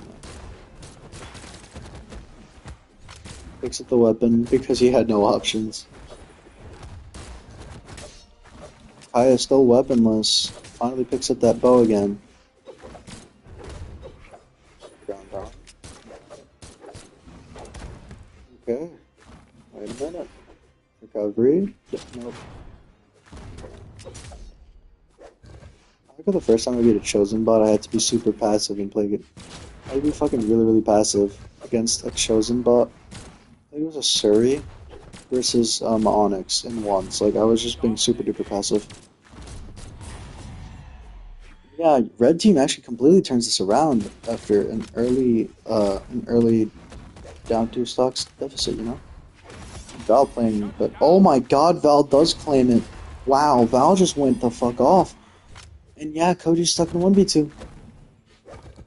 I still can't believe Kaya made it to top fucking 8 and 2s.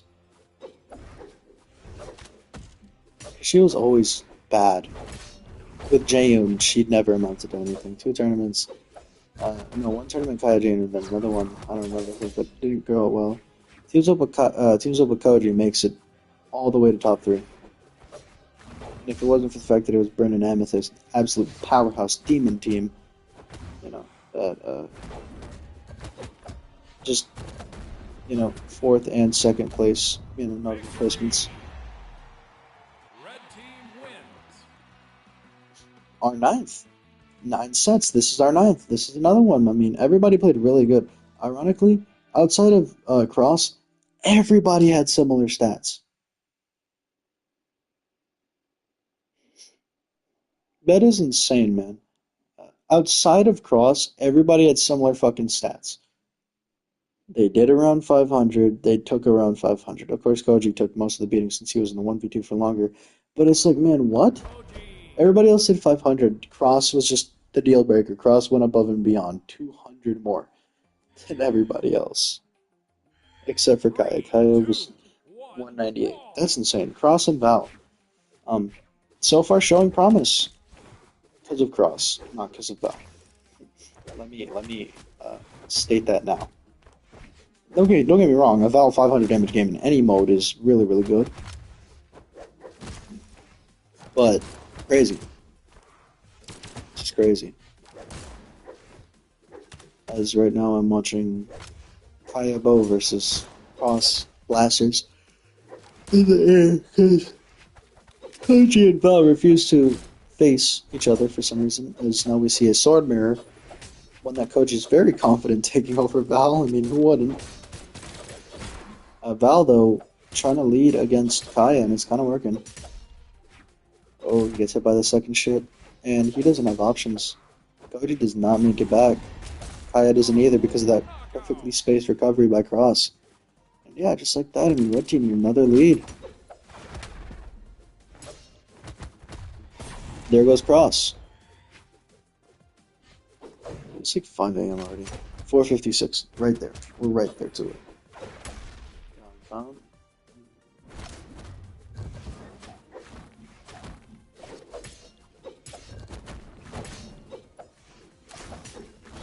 This is gonna be the first time I wake in the morning in like the past 2 weeks.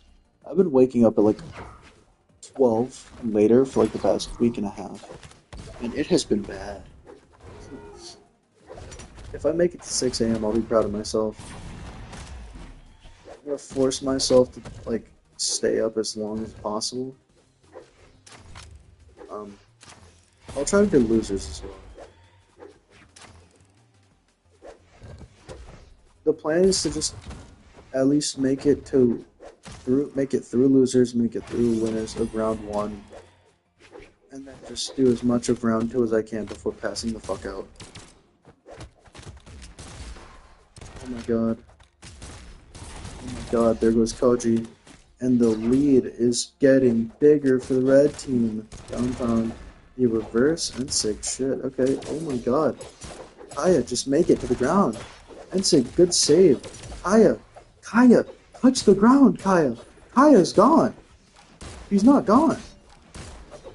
He finally touches the ground, but it took her losing her weapon and getting sent all the way fucking left field for it to happen. And I mean, right now, the red team again, massive lead. I mean, Kaya and Koji mainly on the backs of Kaya. At least in this game, it's just not. It's looking bleak. Kaya gone to the hands of Cross. Who saw that one coming? And like 3 stocks to 1, and it's so over. Cross, an absolute demon. He just damage farmed her there. I'm not gonna lie. Kaya got damage farmed there, and Koji barely doing league average. Another really, really good game from Cross. Yeah, no, that was just all Cross as the 30th seed. Should be lower because it's foul. Upsets. The 3 seed. Wow, I don't know what to say. I mean, Kaya, what the fuck was that? She just refused to go down. She kept ground pounding and then falling into the NSIG. My girl, stop. Oh wow, this is. Say I'm God. Say I'm God. Queen Aya and Lin Fei have split up, and Lin Fei decided to go with Shovel Knight. She said, fuck all y'all regular players, I'm going with a copy I'm going with a crossover. She trusts Shovel Knight. I'm not getting Becky Lynch because I got Shovel Knight, by the way. She trusts Shovel Knight. That is awesome. Becky Lynch has much better SIGs, I'm not gonna lie. Her SIGs are deceptive as fuck. I'm a fan. I'm a fan of this team. And if they lose, I'm gonna be so upset because I fucking hate Bothalla in all of his entirety. When he was meta, I hated the game. His sword is stupid. Hammer was broken. Literally like the number 2 weapon in the game, behind Axe. Shocker. Um, Wild's heart, Ember. the only way I'm putting this is I want Faye and Shovel to win. Completely simple as that. I want Lin Faye and Shovel Knight to win. Um, 3, 2, 1. fuck Bodvar. Ember used to be the reason I couldn't get out of fucking Silver.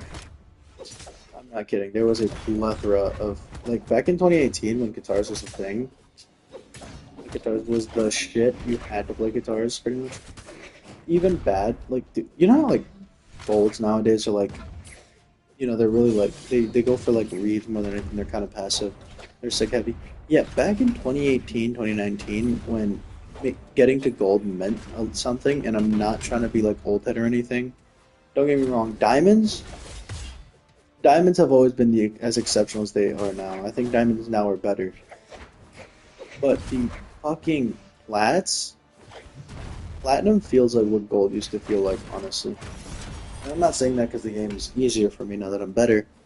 Just straight up, getting to platinum probably felt so rewarding because golds back when I was a fucking player, dude, golds were out here getting insane highlight reels on Scythe. They were the guitar mains. Like nobody was really talking about Lance or Axe or Hammer or like any meta pick outside of like guitars.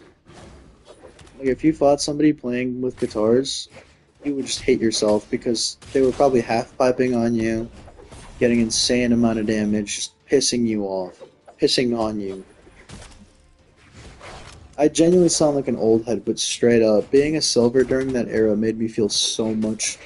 It made me feel like I genuinely was a silver, and then I don't know when the game slowed down, I was like, wow, this shit's kind of cringe. When I stopped using so many SIGs, I was like, oh well, easy gold. I literally have a video. It was like gold after 2.5 years, and I made plat. Not even like half a year after that. And it's not like I got better or improved or anything. Literally, it just became easier. I don't know. I either just faced the right people or it was just free eats. But that shit did not feel difficult. I hit plat in twos first because I'm a twos main. I'm a absolute demon in twos. By the way, blue team actually had the lead. Um, and now they're coming in, and game's completely tied. But you know, Lin Fei's Lin Fei. I mean, she's currently holding the bronze medal for once, if I'm not tweaking the fuck out. And yeah, Shovel Knight is Nash. He's a pseudo Nash, so you can expect him to be a good contributor. Probably not to the same level as Nash, who definitely had a fall off after not winning the tournament. Not like Nash isn't always a contender for MVP and all that, you know. That nerd will do it. Bodvar dominating on this final stock. And yeah, it will be Bodvar number cleaning it up there, clutching up what was essentially kind of a sports stock. This is an insane stat line! Ignore the Shovel Knight barely making it, bro. Lin Fei was like 2-3 hits away from fucking 700 damage. And then both red members are the first team in this tournament to make it to 600. We just got 3 600s in one game. Not one set, one game. Respect, honestly. That's all I can say is respect. 3, 2, When team respectfully did 200 more damage and just overall looked better at the end of the game. Because yeah, pretty much every time I saw Lin Fei, she was putting in work. Shovel Knight, I wasn't paying too much attention to him, but the few times I did see him, he was either getting a highlight or kind of getting cooked by Nash, fucking by Bodvar. Right now, though, it will be Lin Fei with the most damaged, most threatened So that shit's not very fortunate. The one bad thing about Lin Fei is she cannot kill. Like, on any other legend you do that down sig, it doesn't matter what legend you pick. It could even be like Jiro. That fucking, if you do like sword down sig, that kills there. Jiro down sig kills there. But because Lin Fei has 3 power base and is literally the weakest legend in the game, I don't know how. She looks around a cannon. That shit makes no sense to me. She's just like actually terrible. If she had one less dex and one more power, she'd be so much more viable. Because then it would be justified running power stance to 5, or it'd be justified running defense stance going to 3 power. Because then she still can kill even the slightest bit. Can't kill, but can, you know. This is what she is now, and she's just abysmal.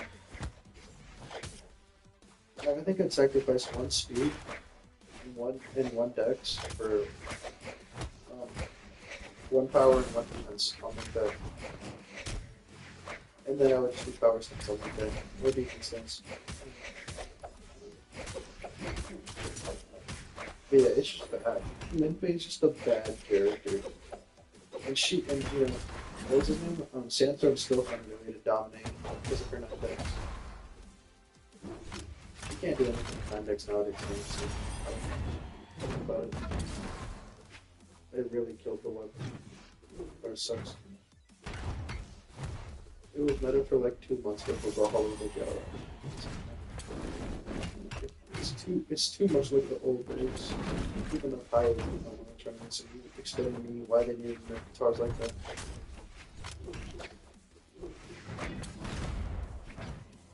It's not even like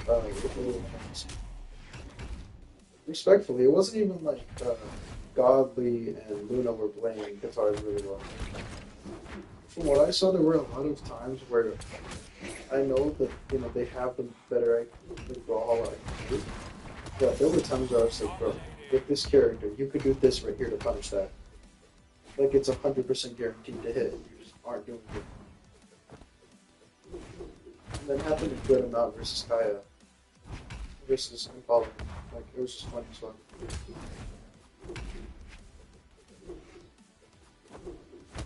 I also love how there was somebody who was genuinely fangirling and believing in Impala from the beginning. Like, there was some dude who tweeted, I can't remember who right now. I think it was Impala's teammate. He was like, yeah, Impala's gonna win ultimately. Right. And we see a much, much better game. He takes every single stock. Shovel Knight. Ever did alright. Bothalla did great, good. Obviously, the blue team did great. But yeah, we will see blue team actually edge a game out here. Yo, why are you adding something to your story? 3, 2, At 5 in the 1, morning. brawl. Oh no, it's 12 hours ago, but fucking... They're gonna show me now. That's random as hell. Whatever the case. Son las 5 de la mañana y no he dormido nada. If you know what I said, respect. That song is amazing. Obsession by Adventure, but in Spanish. Oh. Okay. Okay. I love the end light into nothing, Lin Fei.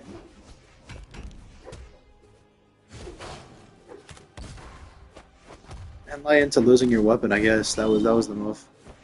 As both blue team members again in deficit, but for how long? For a lot longer, as Lin Fei is the first to lose her stock. Shocker, recovery will kill, and just like that, blue team is down 2 stocks, and still no weapon pickup. Lin Fei picks up the guitars, immediately ground pound. Kinda goes into a punish. No team combo. See, like the bots would go for that team combo right there. Another like semi-passive, and it's weird. It feels weird. Okay. Alright. Oh, maybe? No.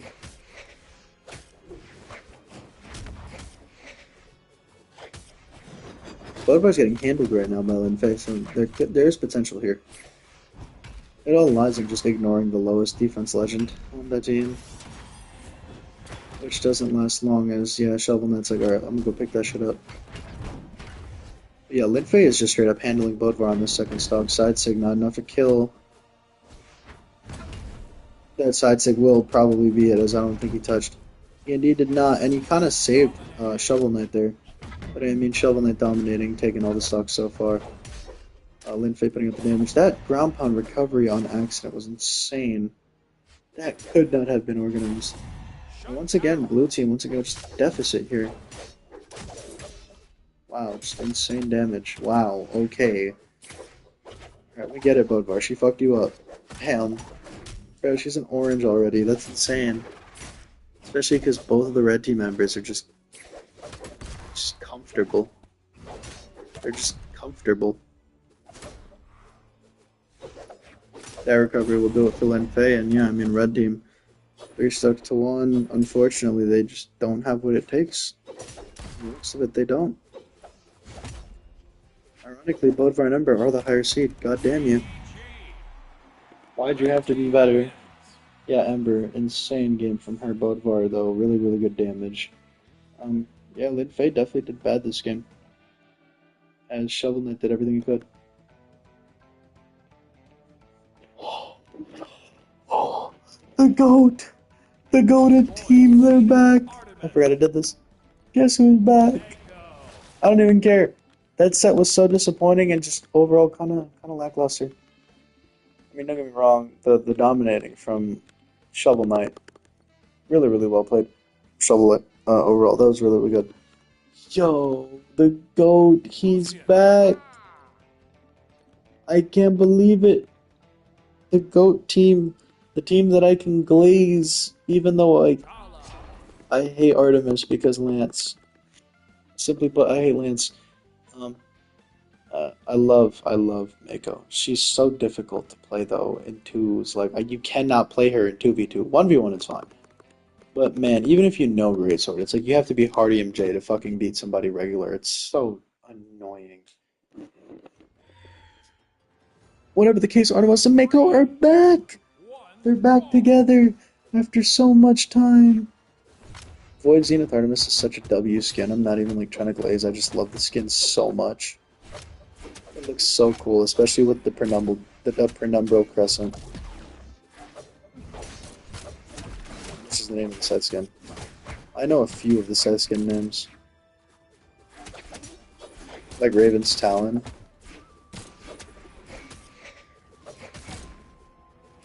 I still can't believe they made fucking Moonin music when they had scythe guitars right there. If Moonin was scythe guitars, I would have played her, because she has much better stats than Loki does, with all disrespect.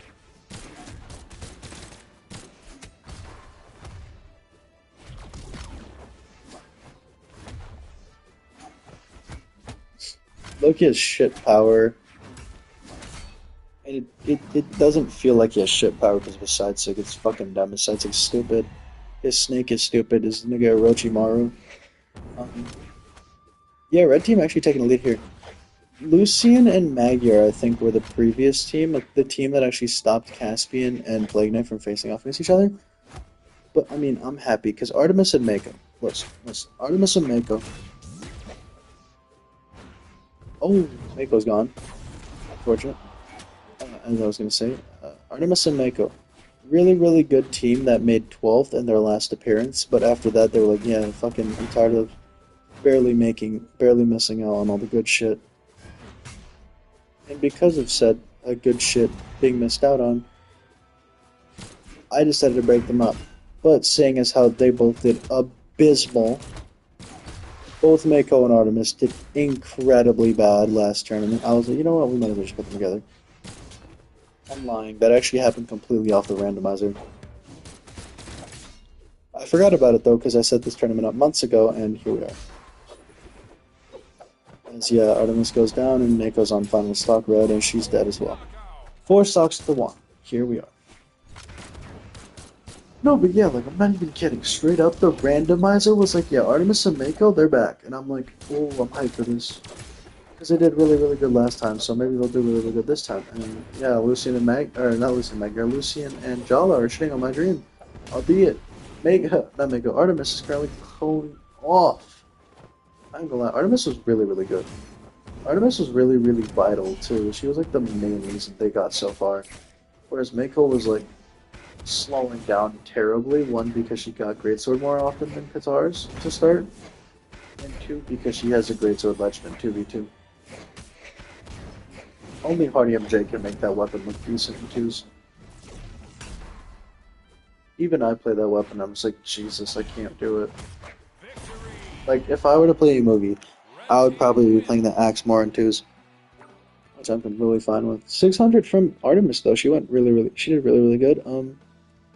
Nothing too amazing from the red team, albeit Mako definitely took her own stock, and before that was doing really good. Yeah. Lucian and Jala are going to take game one. Jala didn't really get hit, so there's something you got to focus is Jala. I mean, lower defense, worse character. With all due respect to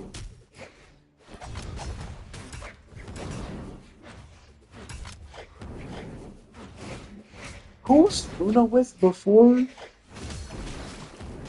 Holy shit, I can't even remember. Luna Pugsy. Pugsy Luna. That's why. I was like, because you said Luna after Pugsy. So it's a gift from her. Yeah, Pugsy? No disrespect to you, bro. Your character sucks. She has sword, though, so I guess she's not completely bad. Oh, and her SIGs are actually pretty strong still. They didn't actually touch her at all since. Even after seeing Jabba and Faggy win Autumns, win Summers, and do incredibly well in 3 or in 2s for BCX, they didn't give a shit enough to nerf Jala. I'm completely fine with it. The character is very niche. Really good for team combos and has great weapons for it, but yeah, Jala's kind of niche.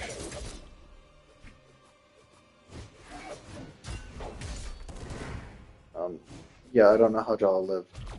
I don't know. How was Jala alive? I know for a fact that ground pound has like no collision when it's right next to the ground. Because if you hit ground pound on the ground, it'll reduce all collision. Like all the damage, all that shit, all the force, it's just fixed force now. Which is really funny. It's such a bad move. But it is a good opener. Ironically, ground pound is not that bad of an opener if you hit the ground with it. On greatsword. It's just not common to see because you have to dash jump for it to be somewhat useful, and the spacing on that is like spacing out Diana side sick on blasters. It just doesn't feel right, doesn't make sense. Albeit though, right now, red team and blue team are both very even. First one to lose her stock, those Artemis. Then we see Jala go next.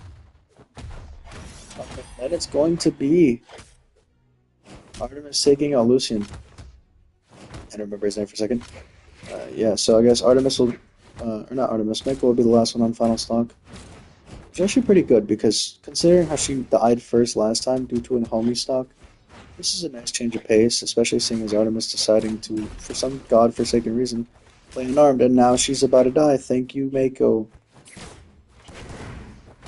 Mako sounds wrong. I want to say Mako, but I'm too used to Mako. The only reason they named her Mako, ironically, was because in Brawlout, they named her Mako. Because that's the proper Japanese pronunciation. But America doesn't give a shit. This is winnable. This is winnable for Mako. This is. This is highly winnable. I'm not just going to play like that, goddammit. Good weapon. That is a terrible weapon to pick up. Throw it away. Somebody with such a broken side sig, I don't think I've seen her use it once. They're both just trying to outspace play passive. I don't know why. Ground pound. Good chase dodge. Dead. Lucian and Jalo clearing that up. That was completely winnable from Mako, as Mako almost had a 600 damage game, but still did a miss. I can't! It happened again! It happened again! Jala, 4 stocks, 853 damage. It's a good thing they won, because if they didn't, I would be so stunned. If Mako would have came back, I would have not only glazed the shit out of Mako, but also been so stunned by the sole fact that it was that close. It's another 800 damage game where I feel like at a certain point it just became more she was just hitting you and you wouldn't die type thing. Wow,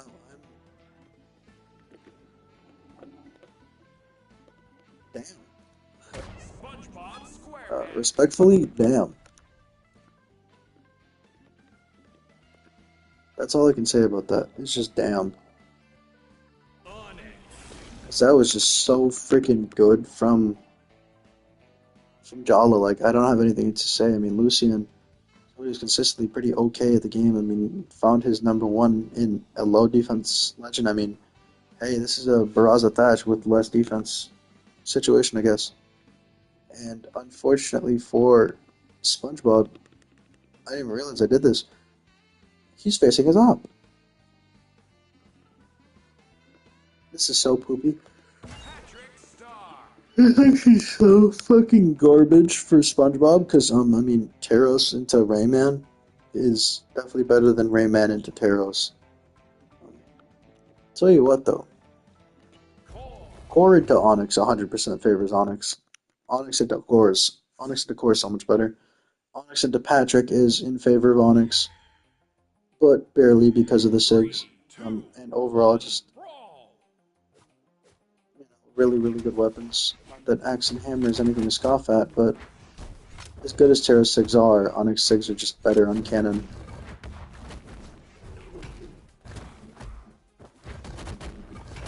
Yeah, also Core and Rayman is like very much Rayman favored. But as we see here, though, SpongeBob is kind of getting bumped a little bit by Core, or by Patrick. Patrick, they'll finally show sign of life, that's for sure. Okay, she makes it back. Random down sig, and yeah, I mean, red. The blue team, I just realized, is the team in yellow. That's random as fuck. I would have never expected it, but I guess the background is kind of blue. Yeah, the blue team will be the one deficit here to start. Definitely seems like we're seeing a better synergy between Core and Patrick. So they have definitely been working. They've definitely been meshing, making it work, all that stuff, all that shit, all that jazz, right?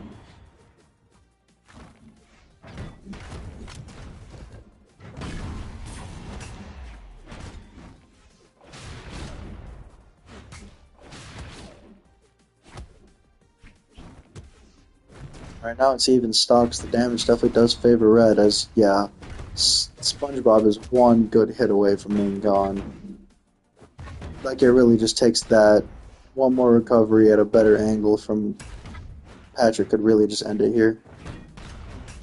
I'm considering buying Jake. I'm not buying Finn. Finn will probably one of the last ones I buy. Definitely not a high priority target in terms of crossover characters. Good cider. I mean, hey, SpongeBob's playing it really well in this axe. He'll finally lose his stock, but it will be a 1-for-1 that does not favor the blue team entirely, as yeah, Patrick is nowhere near as damaged as Onyx is. And considering Patrick's high power, that's exactly what I was getting to. Even on Magyar, that shit kills.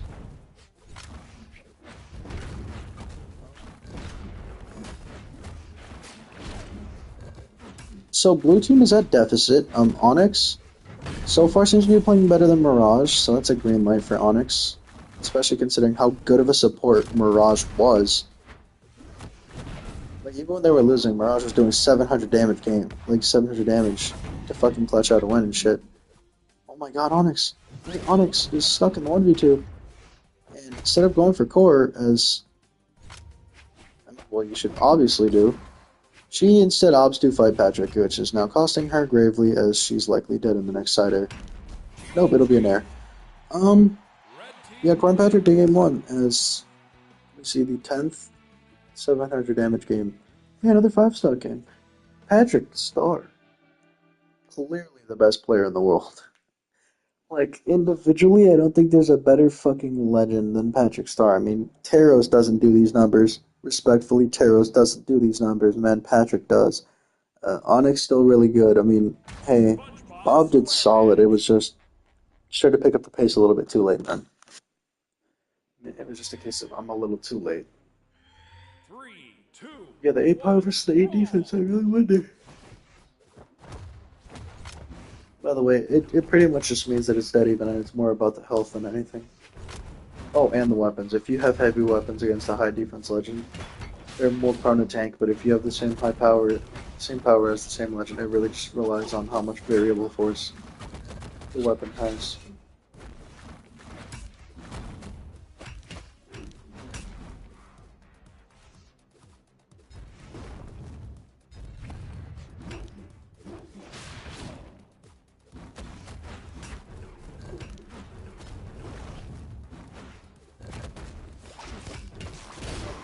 Oh, good down sig from Patrick as he breaks out immediately and celebrates the side sig. I don't know what that was about. Onyx is gone soon too, as Patrick picks up a quick two.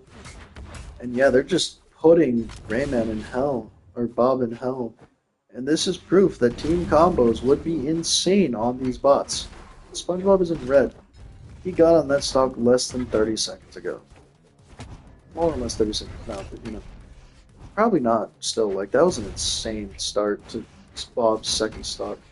Especially because both of the red team are still on first. I mean, Patrick just takes a quick three. Hasn't even lost the stock. Red team hasn't even lost the stock. Finally, Bob picks it up. Shuts him down. I mean, who else better than the main character himself? Ground pound. By the way, SpongeBob costs more as a crossover. Don't ask me why. I literally could not tell you why.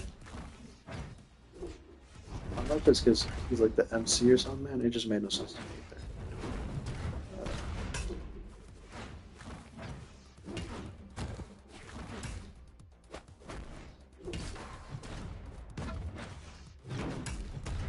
Yeah, there goes Bob. Oh, he's still alive. Somehow he tanked a Taros hit.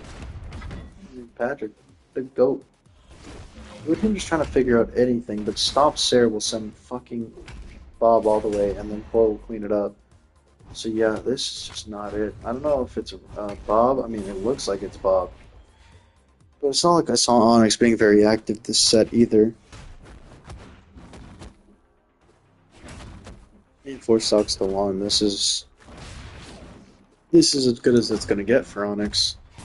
Never mind, she takes a stock after a nice reversal. This is as good as it's gonna get for Onyx.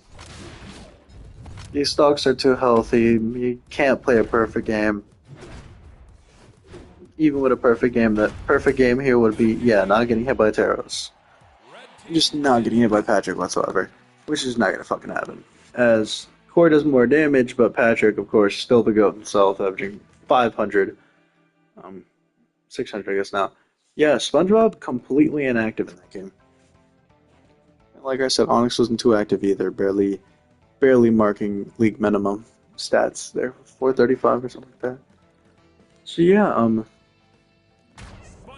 SquarePants. SpongeBob, you're a fraud, and yeah, Patrick's gonna take your starting spot on the show because you are a joke. Sidra. Ironically, next we have Sidra and Zariel. I need to buy a skin for Bothalla. Zariel. I was gonna do it, but I was like, nah. Um, and then I bought a skin for somebody who I didn't have a skin on before. Ugh, they're back. I've Ultimate. avoided them all my life, but unfortunately, I just straight up lied. That's the unfortunate part. Yeah, Scarlet and Ulgrim, and they'll be facing Citrus Autumn. Scarlet and Ulgrim is the only team in which I genuinely hate with so much of a passion that if they were frauds, I would be 3, happy. 2, 1, I would be brawl. proud. I'd be a proud father of Zariel and Sidra. Just know, I hate Sword the most. Lance is this, Lance is that, Axe is this, Axe is that. Sword is the weapon I hate the most. Cannot install this update. Your mom cannot install that update. I'm not in the mood to install an update for fucking GTA. Honestly, kind of close to deleting the game. Shit cost me like $30 on sale. Fucking psychopaths.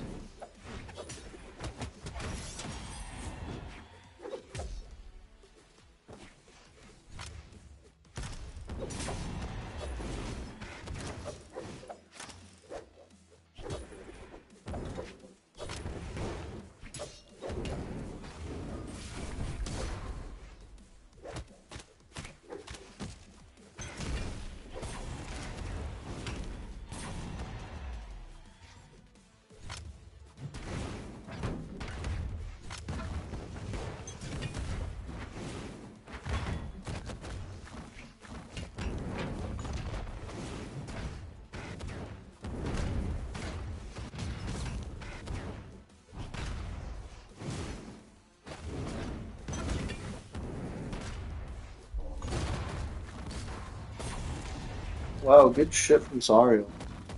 I'm sorry, I was just looking at Zariel with just silence because I was like, wait, he's cooking. Let me not commentators curse or anything. Right now, though, the team combos coming out of Zariel and Sidra. I mean, Zariel was the reason that Asuri made it into top 8. I'll be honest, he clutched the fuck out of. And even in top 8, he was like seriously almost the reason that they moved into top 5. So Zariel is nothing to scoff at. Sidra, 1v1 silver medalist currently, holding on to that number 2 spot. So, hey, she's definitely someone you can't overlook either. But in 2s, she hasn't really amounted to much. I mean, she was with Mr. 600 and was the reason he lost, as we see Olgrim be the reason that Double Lance is broken. Even though he fucking used that, couldn't talk about it. Yeah. Yeah, what do you do? What do you do? When the opponent is spamming there, what do? You just take it. Because there's literally nothing else you can do. Even with a weapon. My god. Alright. I just had mental damage as Olgrim goes for an insane game. Everybody had 500. He was at 5 KOs that made Olgrim's game so much better. Yeah, Scarlet and Olgrim, there's a reason why they made top 8. There's certainly a reason. It's because Olgrim's an actually really fucking good 2s character. I literally don't have to say shit about Scarlet. I mean, everyone knows she fucking sucks, except for the platinum players that used to get off Lance.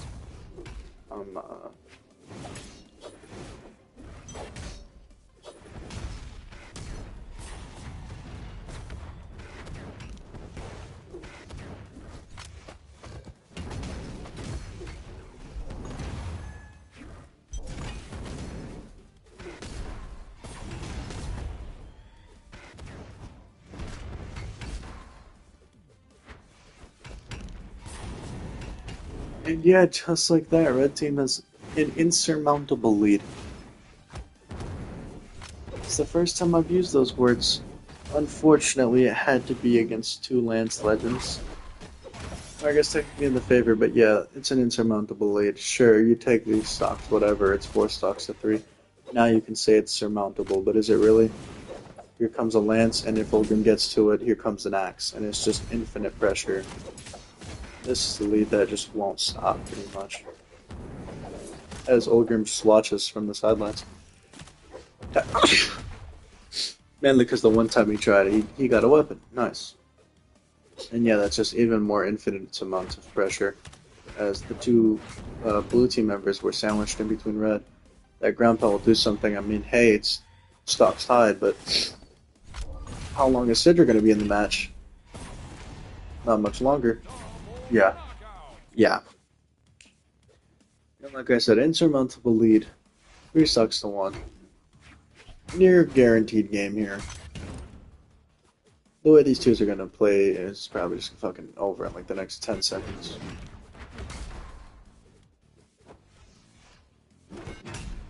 Yep. Literally exactly 10 seconds.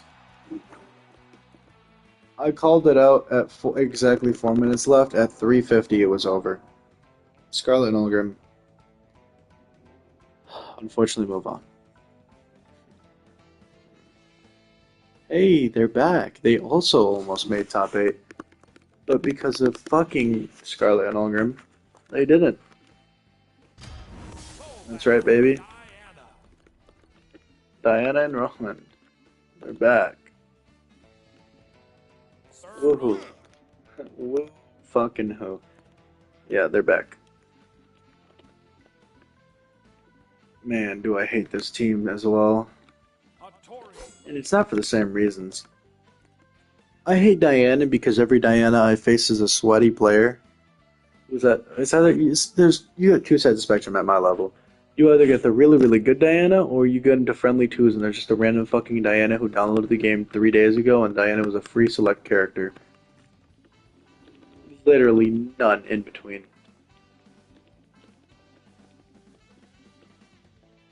Oh, and funny enough, I guess this is cool. They're facing Hattori and Azoth. I'm rooting for Diana and Roland. I kind of want to see them succeed. Because then, maybe it'll get Roland nerfed. Maybe, just maybe, Bothalla will consider nerfing this fucking character. I know they've reworked a lot of things before, but why isn't Brawlhalla considered reworking stats? Like, I'm somebody who thinks that they should rework certain character statistics rather than the signatures. Like, for example, you know how like Sentinel's getting a rework to his side sig? His stats are good, so it makes sense. But if you were to ask me what kind of fucking stats I would like on Arcadia, I would rework that shit. I think that she should have less dex and more defense. 2 less dex. 2 less dex and 2 more defense, to be precise. I don't care for speed stance, because I'm only using Arcadia on ones anyways. But as strong as Arcadia is, she has way too much dexterity. It doesn't make sense. Good down air. My god, Diana. Send that boy to the shadow realm. Oh wait, that was Azoth. My bad, wrong team. Sorry, Diana. Fuck. Tell you what though, I mean, right now, Diana and Azoth are looking like they... I'm so tired, I can't fucking differentiate these two. Diana and Roland look like they're gonna be the ones to face off against Scarlet and Ulgrim, and they might get their rematch. I don't know, they'll get their gut back. Please be the case. I want to see somebody fuck on Scarlet and Ulgrim the way Brandon Amethyst did. The way Brandon Amethyst fucked on that team, I'm so happy. I was so stoked. You had no idea how much I was glazing Brandon Amethyst after they did that. Because I genuinely don't want Lance to prosper. Like, Ulgrim and characters like that already do so good in 2s in real life. Why should they do so good in 2s for bots, you know? Why?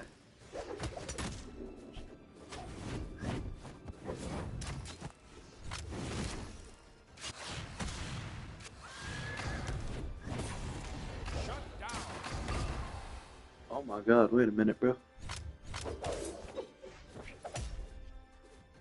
I haven't watched chess in forever. I might start watching chess again. Chess content from Gotham Chess is great. Especially Guess the Elo. Guess the Elo is so fucking hilarious. Good shit, Diana and Roland. They won that convincingly as fuck. Holy god. Wow, Azoth got 1 KO and that was the highlight. He got 2 KOs actually. Wow, he produced pretty much everything. Wow, Roland went off. I mean, 5 KOs, damn near 700. Not like Diana wasn't cooking either. I mean, 650 and 1 KO. That's still really good. That's still great. It's legitimately light outside. It's not even any kind of dark. It's just straight up light outside. 3, 2, 1, brawl!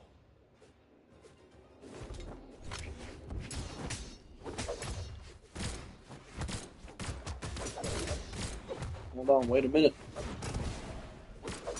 Diana has blasters. She's freaking cooking Azoth again. This is great. He has the lance. It's over. It's already over. Even though Hattori has the weapon advantage, the character difference is so major.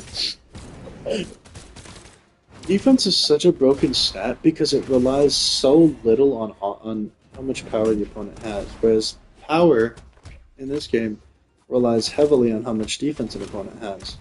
If you have really low power, it doesn't matter what your opponent's defense is. Even if it's low, you're not killing. Like they're the only two exceptions are high power and low power legends. Somebody like Lin Fei is just never killing. So you might as well opt into the fact that she'll never kill and try to make her live longer, right? Defense stance. But if you play Ibuki, for example, who's gonna have I think 7 or 8 power, something like that. I don't know. Like, yeah, I think he has 8 power base, something like that. Imugi is just fucking demon, bro. He doesn't care how much defense you have, he'll fuck you over. Taros does not care how much defense you have. He'll still hit like a truck, you know.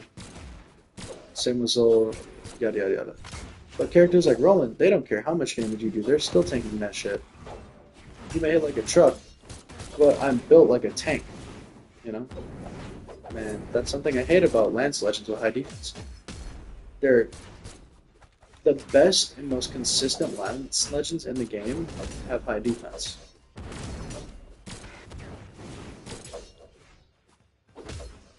Like Roland is a really good pickup. Drax only got picked up by Shoes. But Shoes probably is also a master of the fucking character. Good shit there from Roland. As I was saying though, Shoes is probably a master of fucking Vrax. Not Lance, but Vrax. It's Vrax the character himself. The way that, I think it was S-Grape, burst onto the scene, like fucking Lord Vrax, using Eli and like, there was other S-Grape or somebody else, but there was like, I think a European player who played Lord Vrax and made like top 8 or something. No, it wasn't. It was Knees. It was European. Yeah, it was Knees. Knees was insane with Vrax. And because of it, made a Royale, ironic. In which he didn't play Vrax because I'm pretty sure he was just trolling. But at one point he started winning, so he's like, "Fuck it, I gotta do something, you know." And yeah, no, this is curtains. This is Diana Rowan. 3 stocks for one. There she goes, but how much longer? Why did I think that sets it was good? I'm so stupid. I have all the high defense in the world. The side air here kills. Ground pound will not do it. I don't know what the hell that was for, man. Oh, he went for the down air view. And we get the ground pound eventually.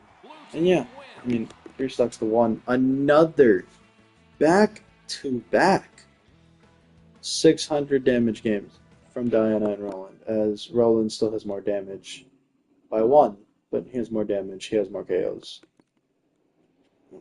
Man, that's funny. Diana had 1 less damage and still had less KOs. So instead of being in the head of the snake, how it was against, you know, Nash Arcadia, this time it's just straight up worse. It's funny because Azoth and Hattori did leagues better, and it still didn't matter. Because that's how much better they were. 2 more sets. This is already further than we've gone last time.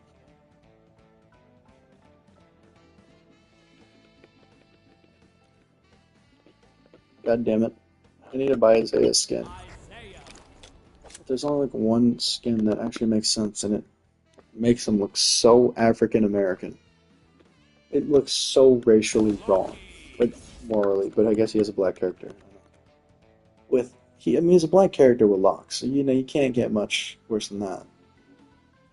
Before anybody says those are cornrows or braids, literally they're just locks that have been pulled to the back of his head. Those aren't braids. Oh my god, what is this team composition? This team composition could actually do something. Wait a minute. Mordex Orion? Mordex amounts to nothing in these tournaments, but Orion is what I'm trying to gauge in on. Isaiah, I don't think he's made top 8 in 2s, and 1s he has a top 8 placement. I think he has 2 of them, actually. Mordex has never gotten anywhere near that far. Orion has made top 12 with Volkov, as I stated previously. Loki hasn't gone far with Zarya. He played with Zarya, didn't get that far. I think he got like 2nd or 3rd round. But no matter how far Loki got, at the end of the day, Zariel and Zariel and Loki. Not Loki, my bad. Isaiah. Holy shit! Wrong team entirely. Use your brain, go. Fucking. Orion and Mordex are actually pretty good. Listen, Mordex play with Jiro, alright? Orion's gone. I don't know what the hell happened to bro, but he's gone. As I was saying, Mordex play with Jiro. When you play with Jiro, you're signing yourself up to lose, alright? Thatch and Barraza is just not something that's going to be replicated by a legend with mid defense and a legend with shit defense. Literally, not even Onyx could make that team work. Like, you would need a character, like, completely different to make that player work. I swear to God, if your movie comes out tomorrow, I'm crashing out. Because right after this, during my break, I'm trying to play some new movie. Try the character out, update the game. I still got a loser's bracket to get through. I'm probably 2 hours into this. Listen, I'm going to do the first round and I'm just going to do a top 32 continued. Because we not doing this. I will take a 3-4 hour nap. Do the rest of this, and then get to top 8. And then tomorrow probably finish top 8 out. I'm not in the mood to not only pull an all-nighter, which I did do successfully, but I'm very much not a fan of pulling an all-nighter and not getting the update that I waited for that I thought would happen last week, happening now. Yeah.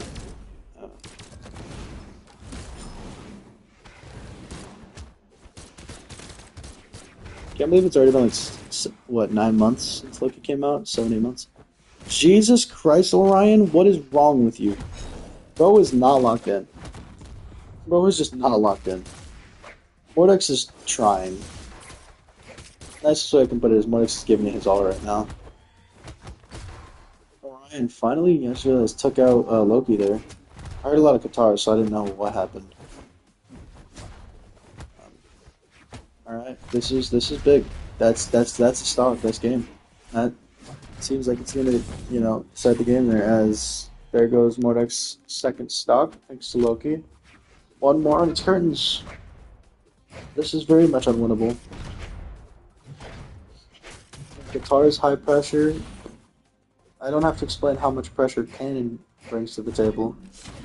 If you watch Adam Cool or Onyx in 2022 and 2023, and pretty much since Onyx has come out, like, Cannon's just been busted. I'm still so upset that Cannon went from a 10-hit combo. That the down air change was the biggest nerf. They gave it more priority and more damage, which was okay, but like nobody asked for it. It was more of a nerf.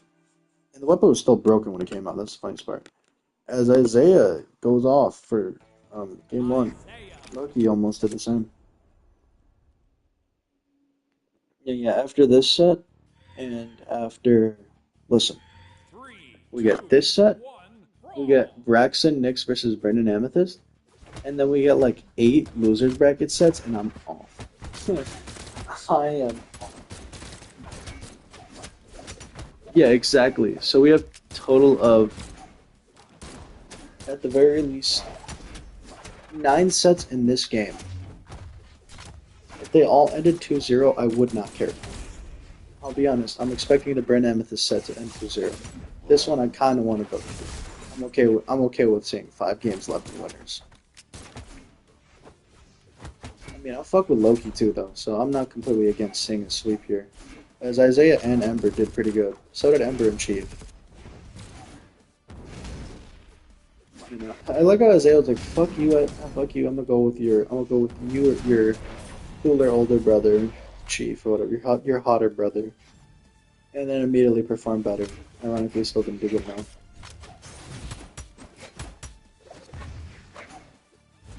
They also missed the tournament where Ember and Chief teamed up, so that's saying something. Especially because Ember is a Grand Finals MVP. Good shit. Nice, man. We've seen a lot of 600s and a lot of 500s.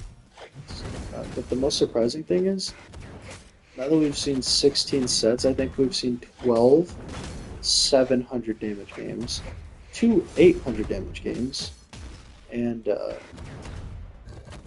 yeah, both 800 damage games were 850 plus. Neither by Queen Nai, ironically, one by Munin and the other one by fucking what's her name? Jala. Jala's was so random, and Munin's was like, I need to win a game. Like, Munin's was like, I'm not trying to go to losers already. But, you know, fucking, when you team up with, was it Rayman? That's what happens. It's either Rayman or Rano. No, Munin Rano. When you team up with Rano, that's what happens. Because Rano's a generational fraud. I can say that. He hasn't amounted to anything in ones, and he's terrible in twos now. Shit, even Reno won his set. That stock's gone, and yeah, I mean, Mordex and Orion are looking like they have the edge, but damage doesn't agree. D-Sig, okay. Down air, ground pound.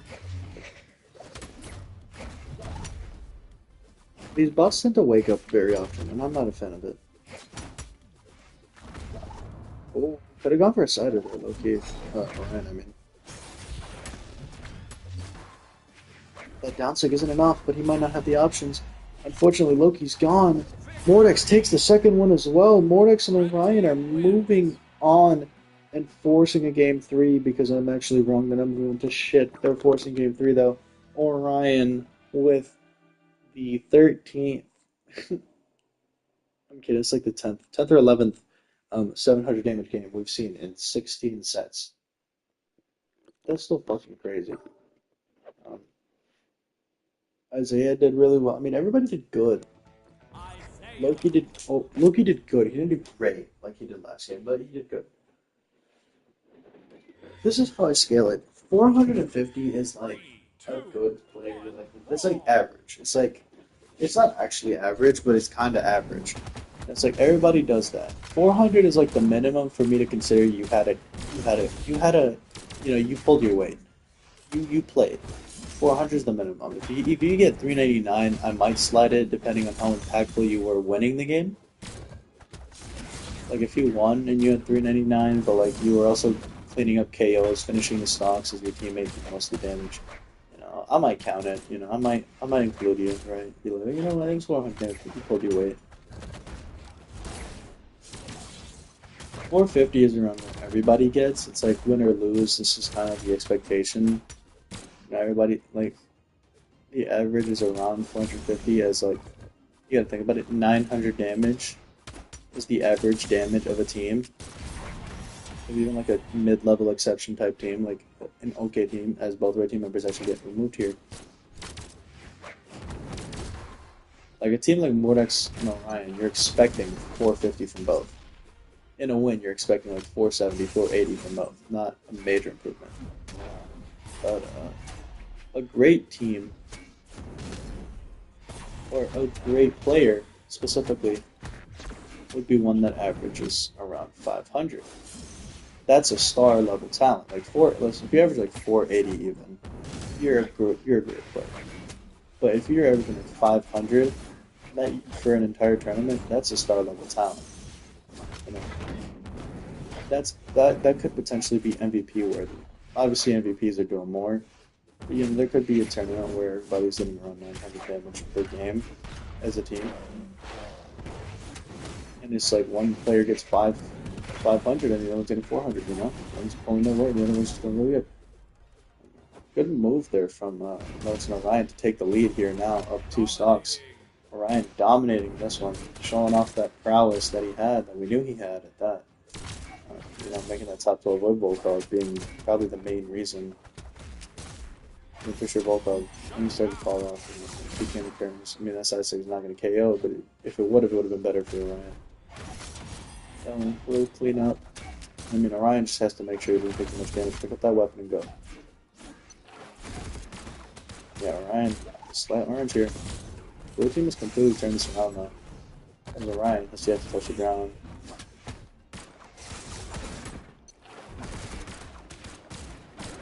trying to force himself into the fight is definitely not working. I mean, Orion's just not doing anything anymore.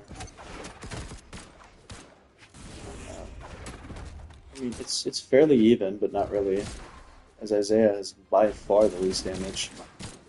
But it's not like if they can't KO Loki, you know. Oh, yeah, that KO's Loki. I was gonna say, it's not like if they KO Loki, they still lose, you know. They can still win. I mean, it's very much possible. Okay, we're seeing. I mean, they both have to play passive here. They're both really low. Isaiah, no weapon, no movement really on that side. I will do it. Mordex and Orion overall clutched that one out and will upset, as that's the 15th seeded looking Isaiah with the official, let's go 12th or 13th. Yeah, 12th. Out of 15 so far, 12, 700 damage game. He did really, really good. I mean, Lucky, he did good. He did all right. I mean, just both Marcus and Orion really went off, and it was still really, really close. So Isaac could have easily clutched that if he played that a little bit better, more spacey, more passive. Now for probably the worst team, and I don't know how they're worse than Ada and Jiro, but I guess I would put them as slightly better, because they actually might have a. They don't have a chance in hell, but they might win a set. You know, they might win a game here, maybe. Yeah, Burn Amethyst are next.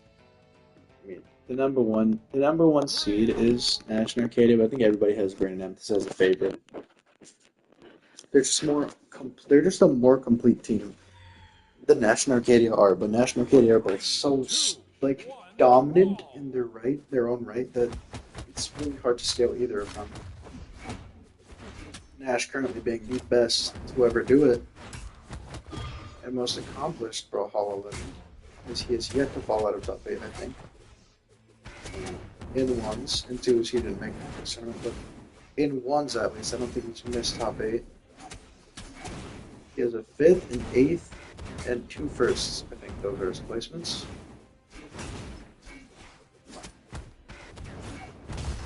Invitation tournaments don't actually count towards tournament seeding. They're just like, I have an invitational that I actually didn't do the inside. Alright, good shit from Vrax. Wow, man, this is what I'm talking about. Like, Red Amethyst. They could very much lose this. I wasn't expecting more Vrax to ever improve, I'll be honest. Maybe, just maybe, in like 2 years. But even with lance buffs and lance being strong, it just doesn't make sense for it to be enough. Immediately seeing these team combos come out, just immediately seeing great damage being placed onto Nyx. I mean, they definitely made power plays, that's for sure. Ground pound just like that. Nyx is very much on top of now.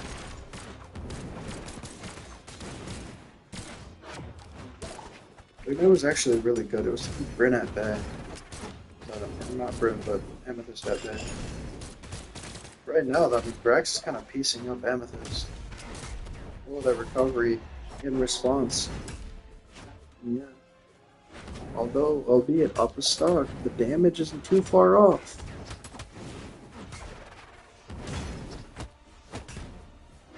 Shit, Nyx is taking a good bit of damage now, too.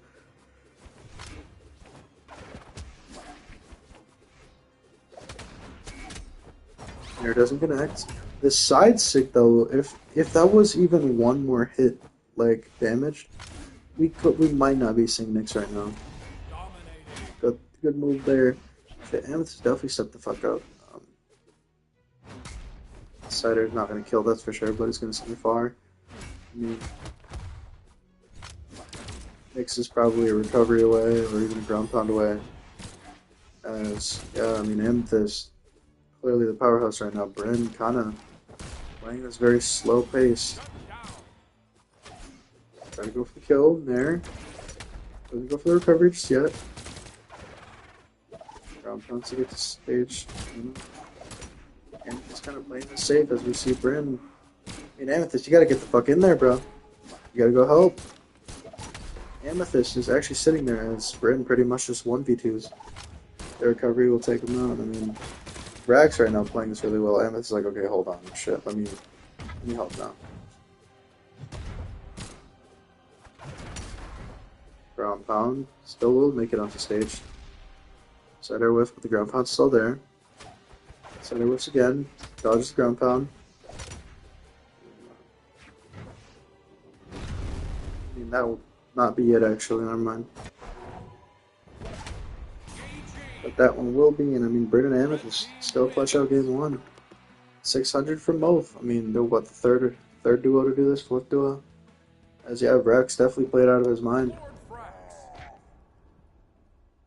But yeah, like averaging 500 damage is such a incredible feat. Unless it was like you played 2 games, you did really, really fucking good, but you still lost because your teammate did like 100, 200 damage each game. But yeah, like if you're constantly doing 500 damage, and your teammate is also constantly doing 500, or your teammate's doing 450, that's 950 damage, and you're 100% the superstar of the team. Because it may seem like 50 damage, only 5 more hits, but there might be games where you did 400, and then games where you did 700, and it's like, what the fuck, you know? It's shit like that. Oh my god, delay into Nair, what a combo there. I want to finish from the red team, or actually the yellow team for this set, I guess.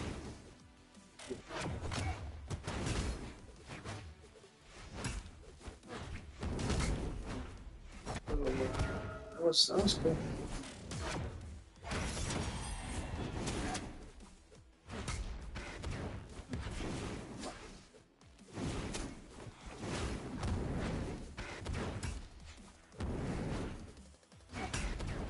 Good cider. Right now, red team just has a big ass lead. I mean, Nyx is gone. This is the 4 stocks. This is a 2-stock lead now. The damage definitely like that.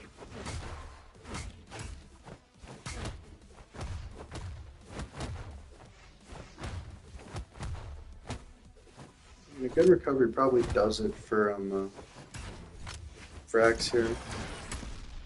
Because yeah, Nyx is like just non-existent in this match.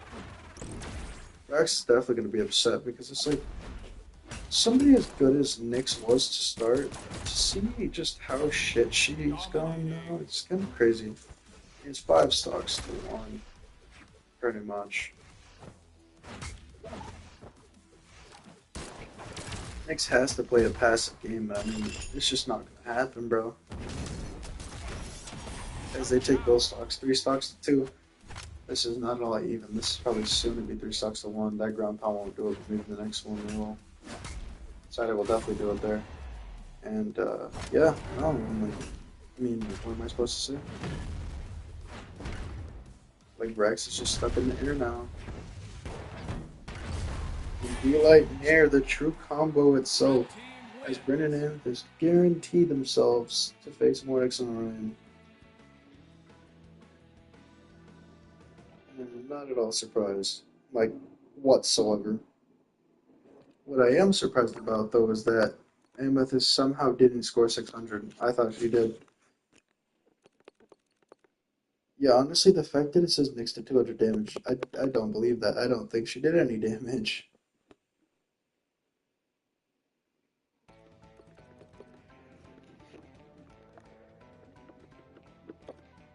Yeah, no, that was a sad exhibit of Brawlhalla from Nyx. She played bad overall. Barely pulled her way in game 1. Didn't do much better in game 2. Kind of proved why she sucks.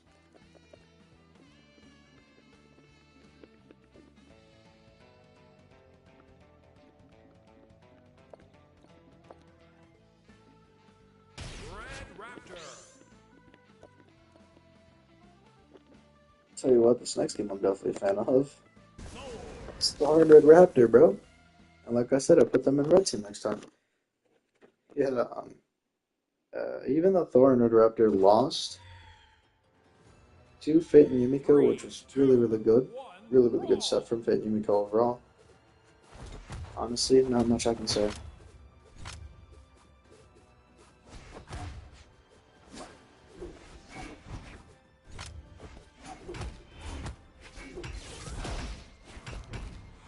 Oh shit. mean, right now, Thor and Raptor pretty much guaranteed to win at least one, get it, at least make it to second round.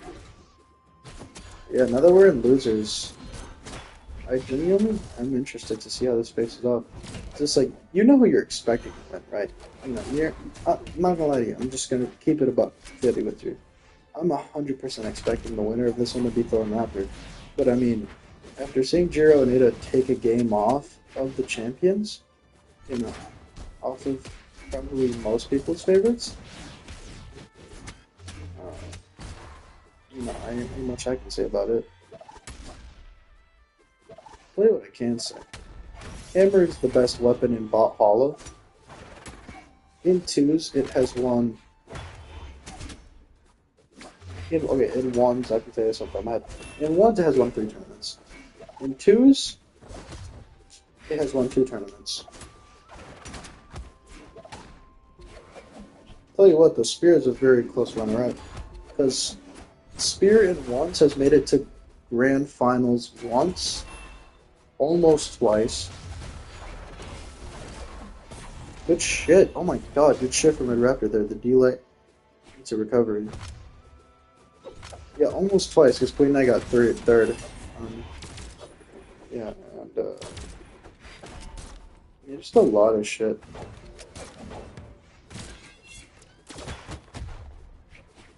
And yeah, just a lot of shit happened. But good insig. Oh my god, what a save from Ada. Why the hell did she hit him? Jiro had that shit in the bag.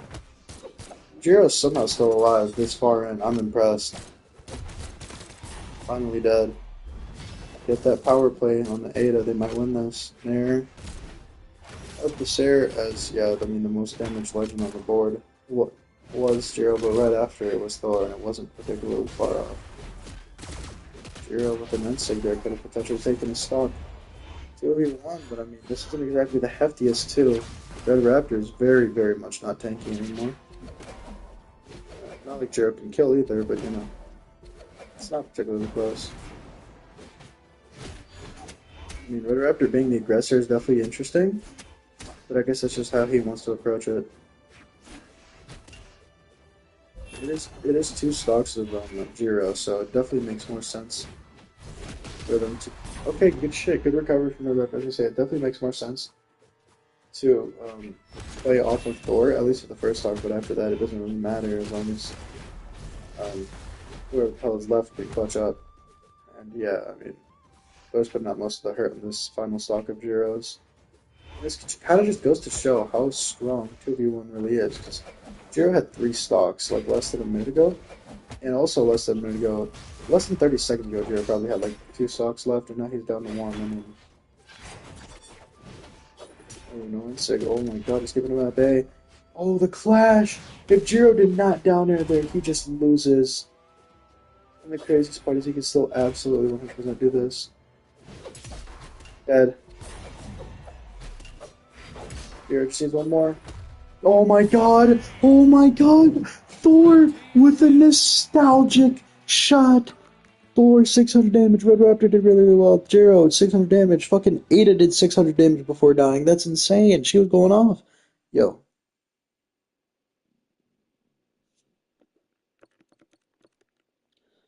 I gotta say this because, I mean, this is insane. Alright. Y'all saw how Ada did 600 from, you know, from a while ago. Even, you know, fucking died. Right? You know how Thor won off a side air? Thor lost the very first set of any tournament. Bothalla 1v1s was the first tournament I ever made. Game 5, final stock red versus Rayman. He got side-aired, unarmed side-aired on Enigma for the win. Like, he lost that way, and he just clutched up that way. He learned from Rayman. That's why it's so iconic to see him hit that shit. That's why I had to call out the side-air, because I was like, man, he did not just do that. He learned that one from his op.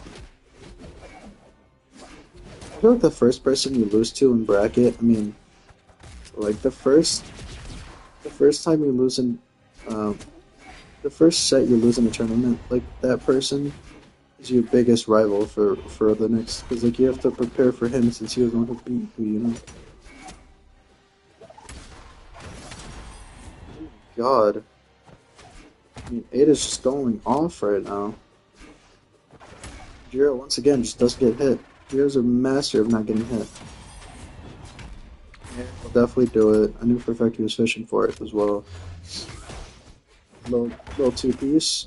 Yeah, that's the bro. The team combo's coming out from Thor and Red Raptor, like proving to me in my mind why they are such a high seed. Oh my god, bro, it is just gone. Like the team combos, man, the teamwork on this duet is just insane. I mean, Jiro's fucking gone too. And they're going right back into it. Another 2v1, infinite pressure, man. This time Red Raptor's just going in. It's like, I don't even need Thor for this one, man. I got it. I mean, it's the truth. He fucking got it, bro. Shit, she's on orange. He's still on yellow on his second stock, bro. Red team just put out an insane amount of pressure.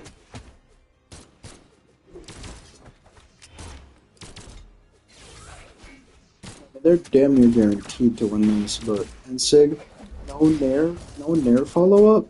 I'm crazy. And Sig there, he definitely learned from his mistakes. Don't let Red Raptor be above you. Side air, don't know how the hit recovery is getting likely. Nope. Good recovery to avoid. Yeah, sure, Red Raptor's hurt, but let's be honest here. Thor has 2 stocks. He's probably still gonna win this 1v2. If it comes down to it, like really. Which, in itself is a question. Will it come down to it? That end light whiffing is insane. Red Raptor has to live literally for like 1 more minute. Good side air, good end light, just interruptions. His Thor's back, but I mean, no weapon. Mirror, not gonna kill.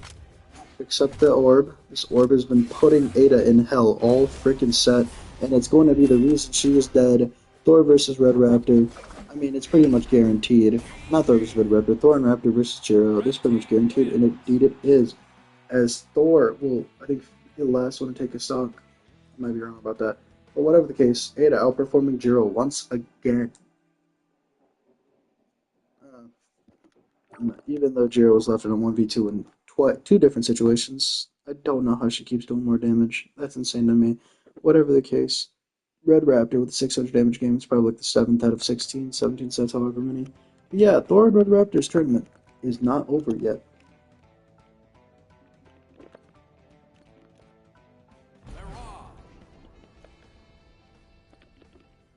But hey, guess who's back?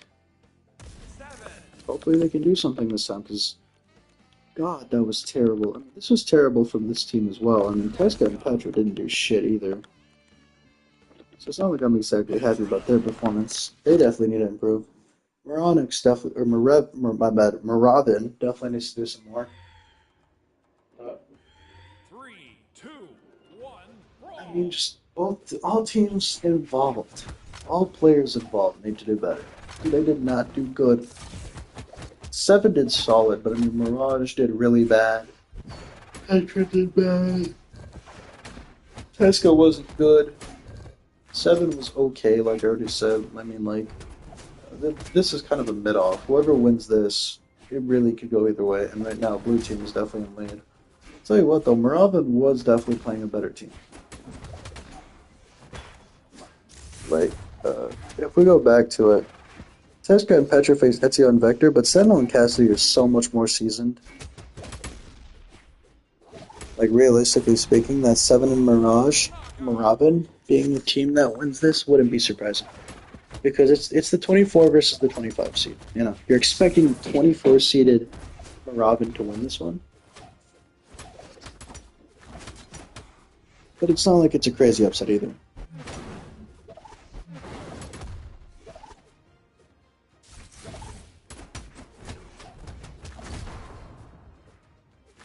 Tell you what, they're starting to fight back, man. They're starting to make the comeback. Sato will probably do it for Mirage. And it will, as their recovery will clean it up, and the double KO delayed as Tesca takes both those stocks and evens it up. Immediately picking up a weapon is 7, as she will really try to help out Mirage.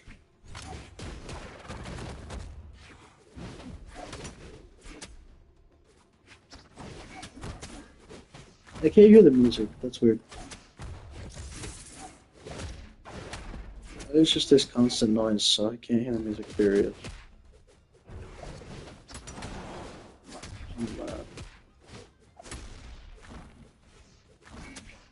Right now it's really even. Oh my god! If you would have gone for Cider, that's just a free 2 stocks.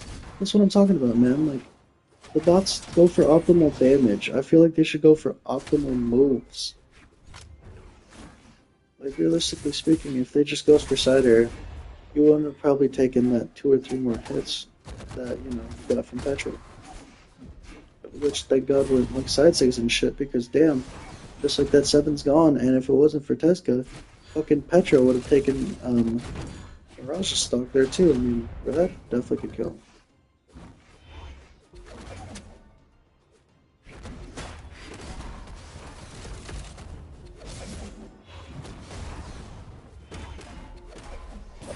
Good shit, Reddish, oh my god. Oh my god, red team has completely turned this around. Teska and Petra have a major lead here.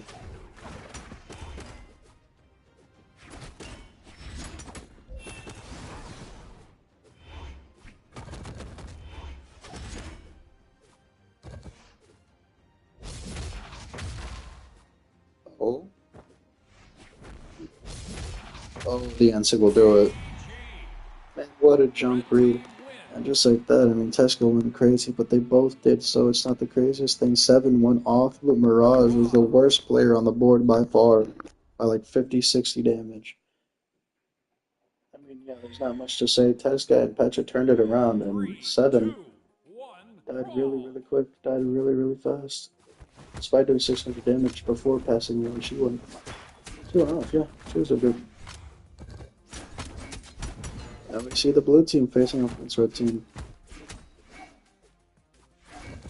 Technically the yellow team.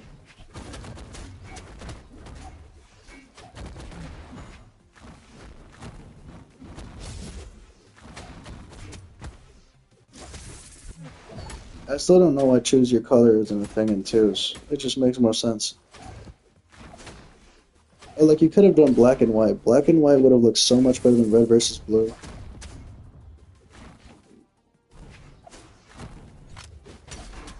Oh, Cider. Petra makes it back. Sarah will do it, and just like that, Teska's gone. Who's next? Who's next?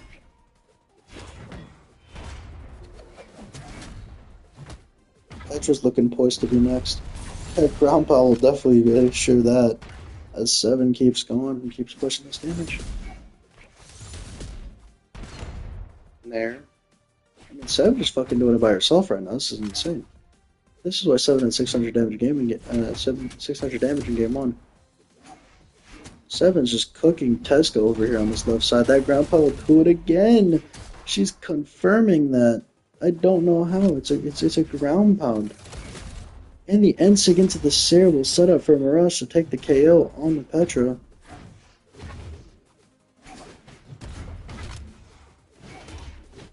See, I got no clue, man. I really can't tell you what's going on right now. Recovery, Nair doesn't hit. D-Sig whiffs. Doesn't this time. Tesco lost his weapon. Oh shit. 7 makes it back. Nair doesn't get the recovery, but Mirage does. She's dominating. This is 6 stocks to 1. This is the most oppressive this has been, as 7 still doesn't die from that. Wow. Clash. Cider. Can they lose a stock? Doesn't seem like it.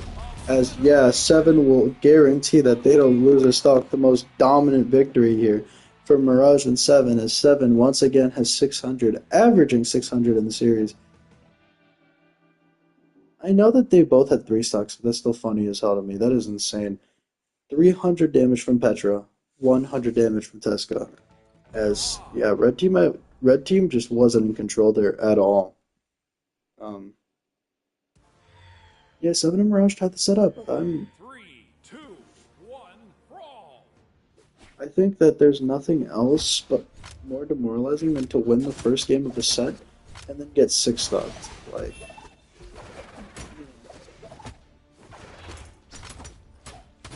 there's just nothing else like it, man. You dominate somebody and then all of a sudden, like, you get a really comfortable win after starting off slow and then instantly it's just turned around on you so fucking bad that they're not even taking damage like that. And don't even lose a stock. Like both players, like getting six stock is just crazy. It's just crazy. The craziest bit is they have a full stock lead right now, both damage and literally stock wise. That side will guarantee that they're now pretty much a stock and a half. Seven really wants this stock as well, though. I mean, the double spear is working. It's a winning formula. I mean, Mirage and Seven are going crazy against somebody like Teska and, Teska and Petra. Teska, so it's not like a crazy comp by any means. I mean, they're new, so they might stay, but dude, you cannot lie to me and sit here like, being up six stocks to three is fucking crazy.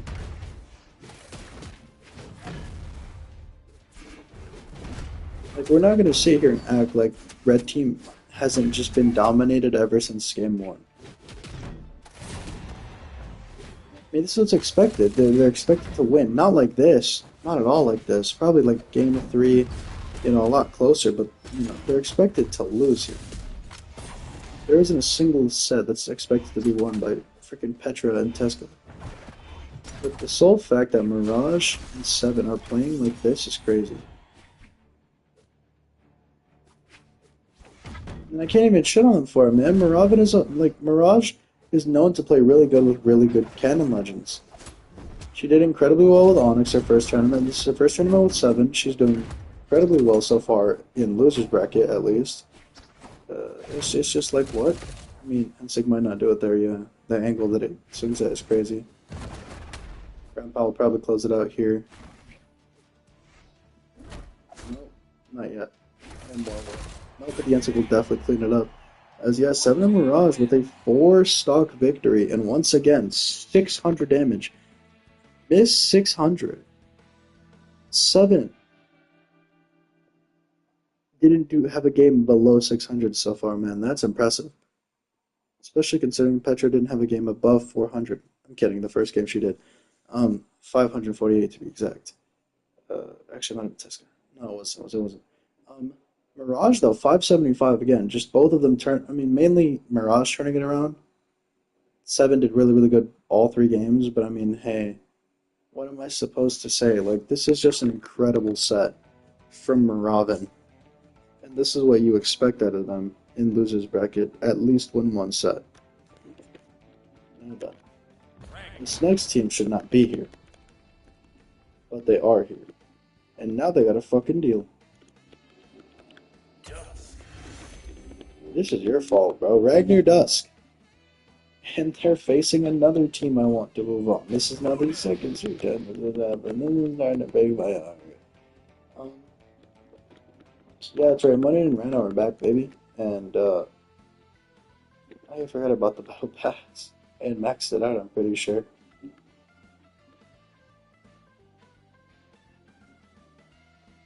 Holy shit, did I max it out? Wait. What Battle Pass was that? Was that the Raptor one? I think it was the... Okay, let me guess it's the Raptor one. I'm gonna assume it's the Red Raptor one. If not, I don't care.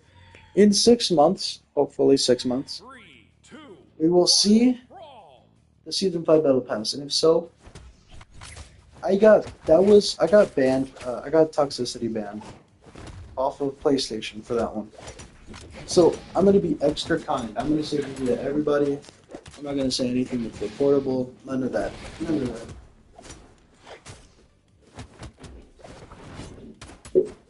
I'm gonna be super. I'm just gonna sweat my dick off because I'm so upset. I could have level 85 Orion. I don't get why Orion wasn't the progression skin personally. That fucking that Artemis progression skin sucks. I like stage 2 the most. So, that should say so. And I don't even use it anymore because Void's Edith is just better. Holy shit.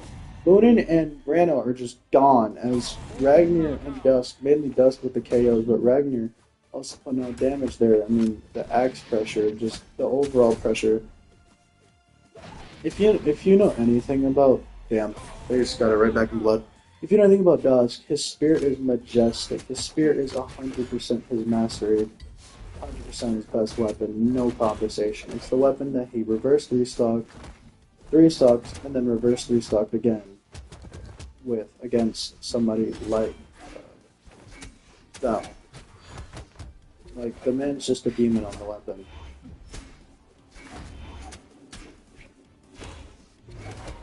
The tournament literally took me days because of the fact that I did first 5 in the first 2 rounds.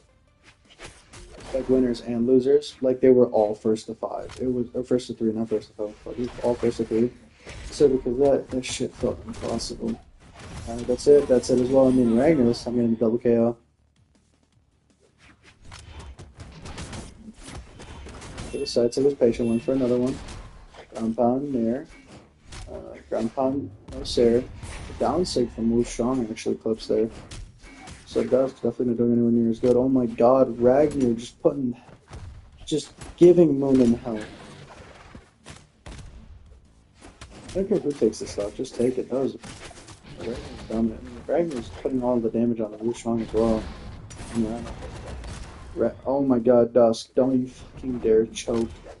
Dude, Ragnar clutched so hard for this shit and the recovery as he steals the KO. And the end line might be enough, it won't be, but Ragnar's probably going to put clean up. No, it's going to be Dusk as he gets the 4 stocks. Ragnar and Dusk with a dominant game 1 display. I mean, Moonin obviously played really, really well again.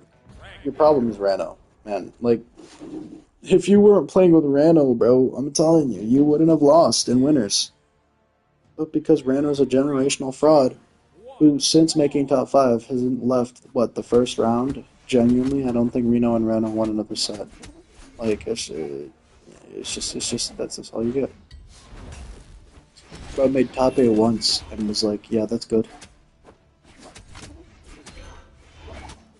And it was crazy to me because Reno and Reno were like the ambassadors. They were the first ones to really embroil team combat. Like, they would constantly just do team pressure. Like team combos. Same with Moronics. Like those were the 2 teams that really focused on teamwork. Whereas more teams were like, oh, big tank or like big damage dealer, and then just the other one kind of just helps them. It's assists. Good down sig there from Dust to take out my boy Rano. But yeah, it was such a weird thing because like Ragnar and Dust, they're a lot more team oriented now, and they have been since reforming. Yeah, Ragnar and Dusk were nowhere near as simple as this. Oh shit. Yeah, Ragnar and Dusk were very just aggro. Not team aggro, just aggression. Whether it was solo or together, just straight up aggression. Ironically, they did lose to Nye and Reno, and now they're facing Moonin and Rano. So I guess Ragnar and Dusk can really say who's better, and I think if I were them, I would safely say that Moonin is great, but Rano is what holds this team back. Oh no! Ragnar doesn't make it! Oh, that's gonna be bad. That's gonna be bad. I mean, hey, Dusk is holding it on his own, but shit, that's bad. Side 6 and kill.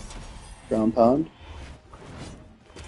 Side air's gonna kill as well. Dusk, I think, has taken every single stock so far, if not 3.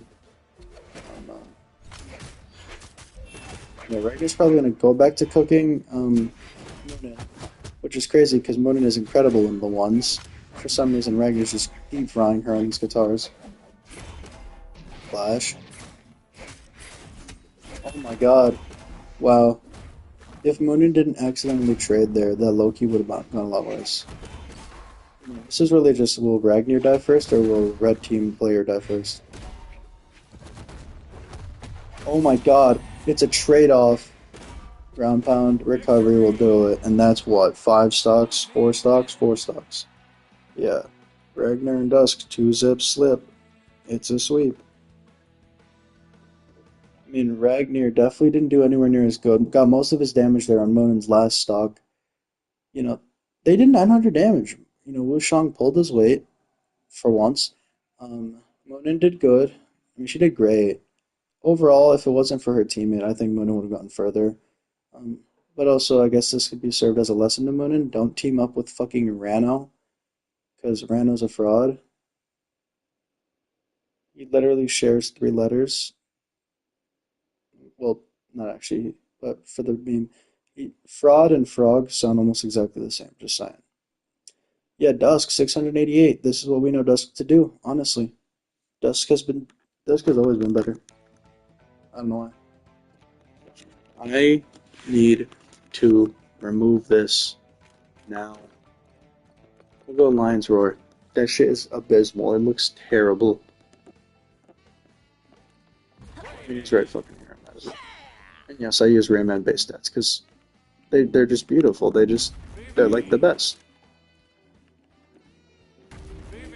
Sorry, I saw that tweaked out for a second.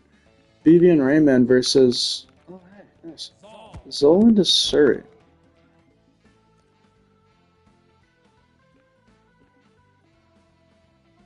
Maybe Link's Assault will do more. Tell you what, Zolan to Surrey. Again, they're really good and they have gone far before. Rayman hasn't really gone far. Vivi, it's her first tournament. I'm not really sure what to say.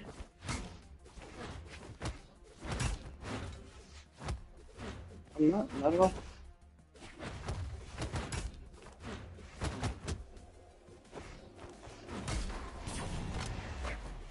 After this, I have how many sets? 5.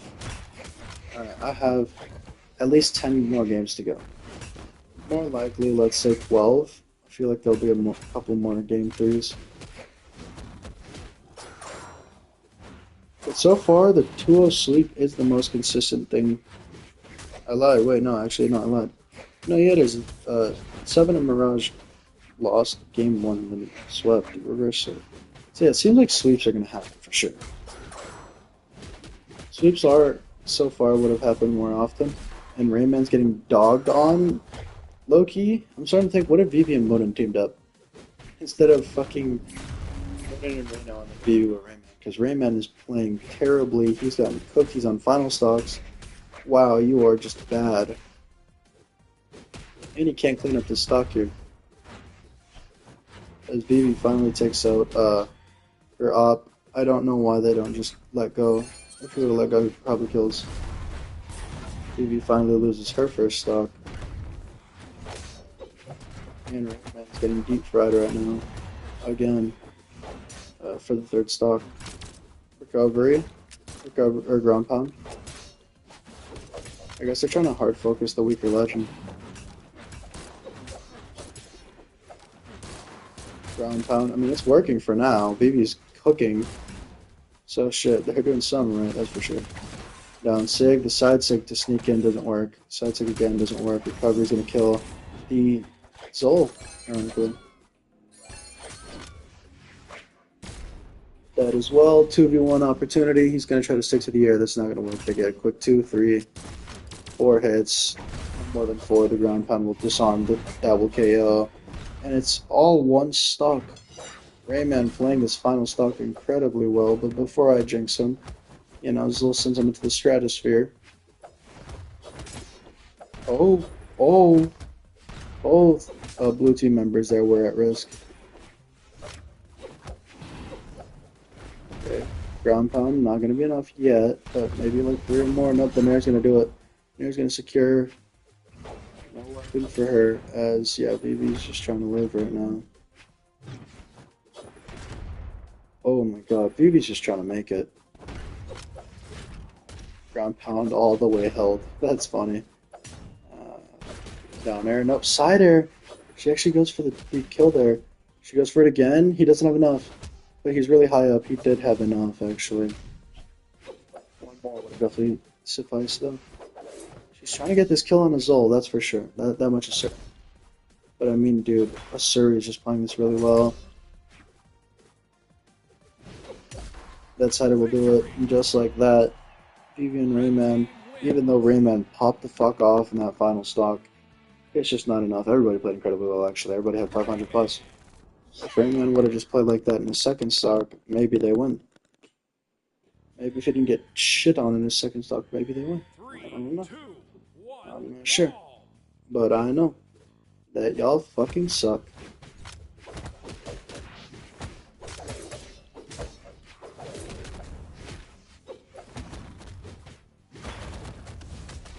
Oh shit. Oh my god, Rayman's going off now. He's locked in. Is Mr. Six, is the original Mr. 600 coming back? Just kidding, that's Azov. No, yeah, Rayman is just straight up shit. She's just dog walking the cat.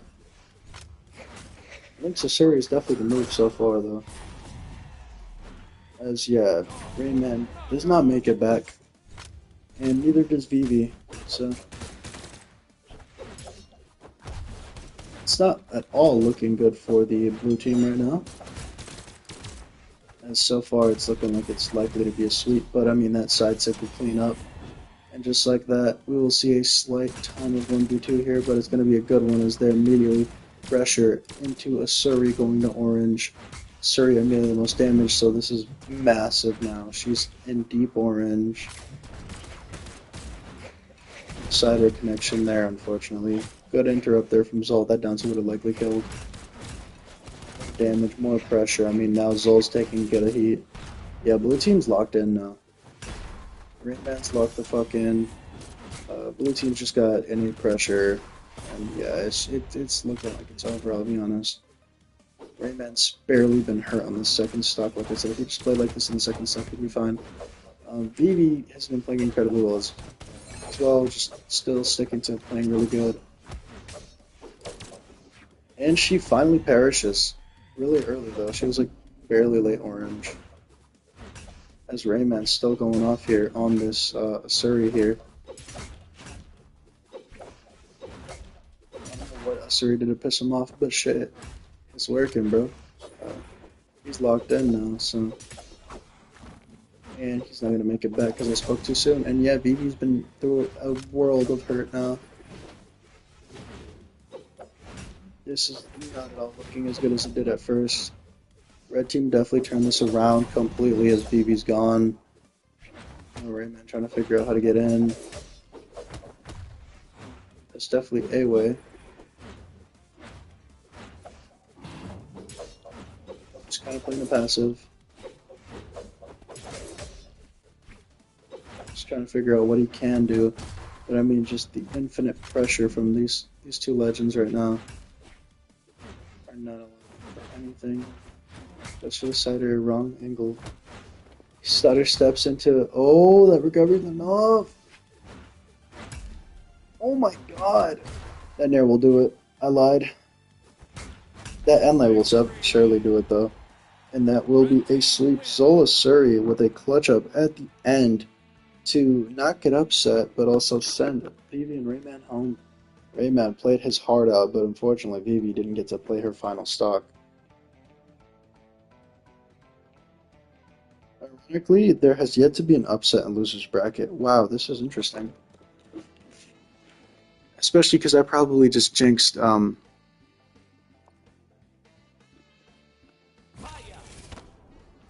yeah, I probably just jinxed Kaya and Koji for saying that. So I'm really sorry. If they lose, it's my fault. But also theirs. So, fucking idiots. Don't sell. Shit, it's not that hard. So, Shovel Knight and Linfei. They recently lost to, if I'm not mistaken, the Caspian team. Magyar Caspian. I want to say that, but I also, actually, now that I'm thinking about it, I lied, because Magyar Caspian beat Zola and Asuri.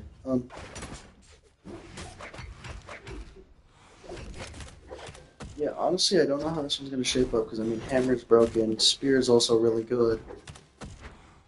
Bow has been, the double bow almost won a tournament, I mean, it won a medal. Bow in general has been known to win medals in Bothalla, so it's not the craziest thing.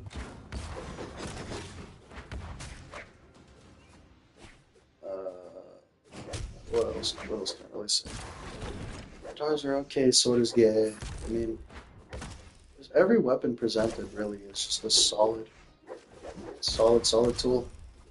I would say though that bow, I mean right now at least, the double bow, the double blow is definitely working. No, I don't mean that kind of context. I literally just mean like the bow is just completely functional right now. Oh, good ground pop. Yeah, Koji's gone. Kaya's probably next, but there's two being coming up here. Recovery doesn't hit. The recovery. Oh, yeah, the nair from Lin Fei. She's lucky that that didn't hit her for some reason. Yeah, that ground pop will do it. I mean, bro. Lin Fei just doesn't die right now. And it's not a don't get hit matter. She got hit a lot. She just hasn't died for some reason. Recovery will do it. Yeah, I mean, Shovel's put in a 2v1 scenario that he's very much not winning, and he's not favored to either.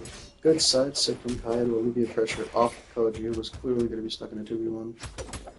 Koji taking a sizable amount of damage here as well. So.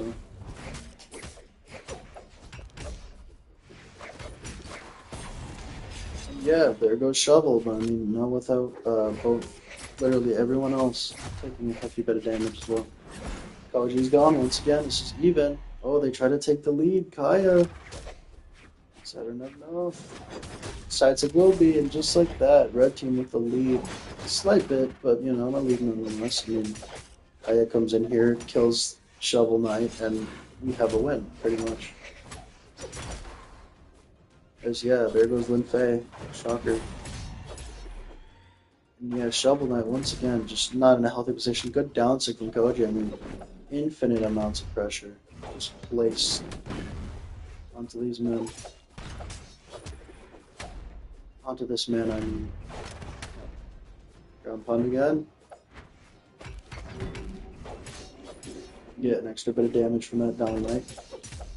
Wow, that's it. It might do it. And it will. Lin Fei having to clutch this one out against the number 3 team. Honestly, I'm not gonna lie, I don't think anybody really had Kaya and Koji as favorites. I wouldn't say they're definitely a heavy favorite to win.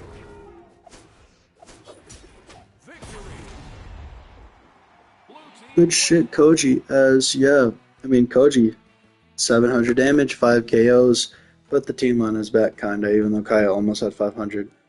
Kaya, ironically, did the worst. That's kind of funny.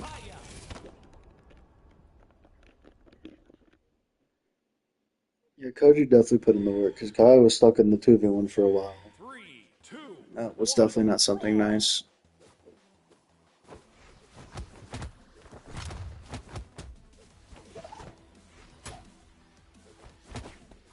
Yeah, in terms of power ranking,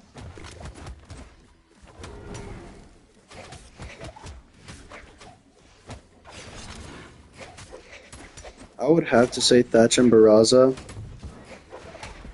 have a higher chance of winning the whole tournament, in my eyes, than Kaya and Koji. No, Corn Patrick made top 5, I lied. Wait, then who the fuck? Oh yeah, it was Scarlet and Ogrim, and then it was, who else? Ezio and Vector, right. Yeah, that adds up. Wow, that math actually adds up, yeah.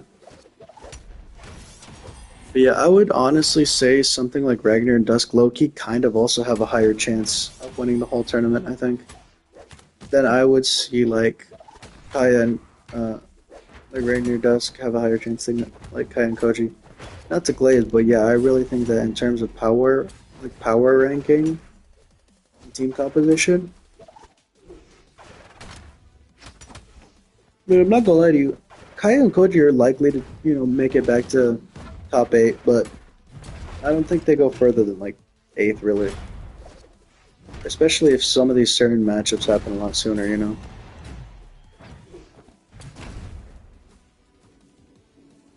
Like for example, Ragnar Dusk has a, I'm pretty sure have a chance at facing Kaya and Koji if they both make it all the way to 9, like top 12. In which case I have Ragnar Dusk, like I said.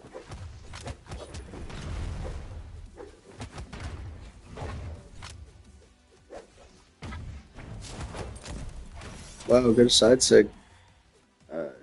Yeah, no, right now, I mean, Shovel and Faye are not looking good. Um, yeah, they're just not. This has been rough. This has been rough, no Scooby.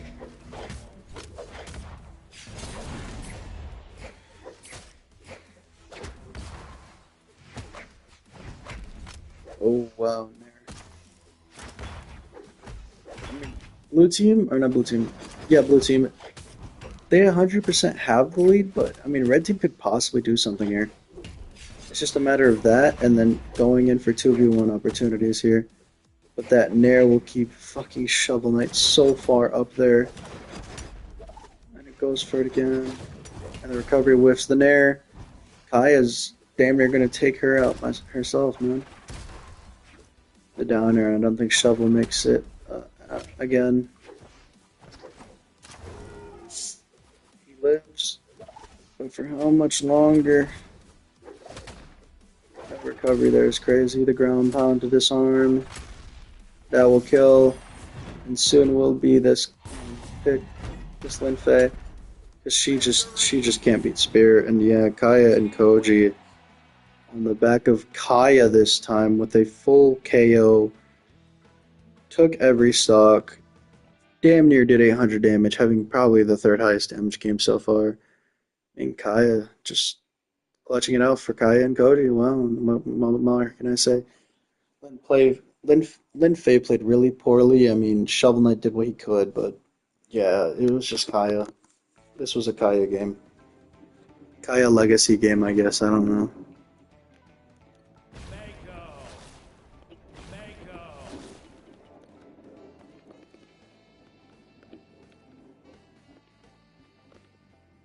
Point Zenith Artemis.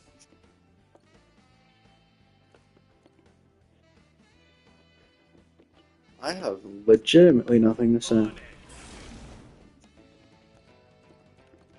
Not a word. Not a singular word. SpongeBob Not one, man. SquarePants. I don't have one word to say. Kaya went insane right after Koji went insane. Three, And it two, won them the set. one, brawl. Lin Fei's out. Queen Nai's still in. Shocker. No disrespect to Lin Fei either. I mean, she's third place in ones right now. And it's definitely still probably a favorite to win the ones because of Qatar's. But it's like right now, twos isn't exactly her place. Maybe she'll be a perennial one star forever. And slowly fade out of existence in twos. The way Val faded out of ones. It still will make it. Too. Oh shit. Nope, wait, Onyx is back.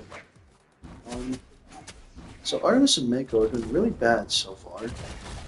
Which hurts, but oh shit. Damn, wow. Good set. I was gonna say, I'm interested to see how they play this set, because I mean Neuronix, or not Neuronix, fucking Onyx in general has been a really big detriment to help his team's success.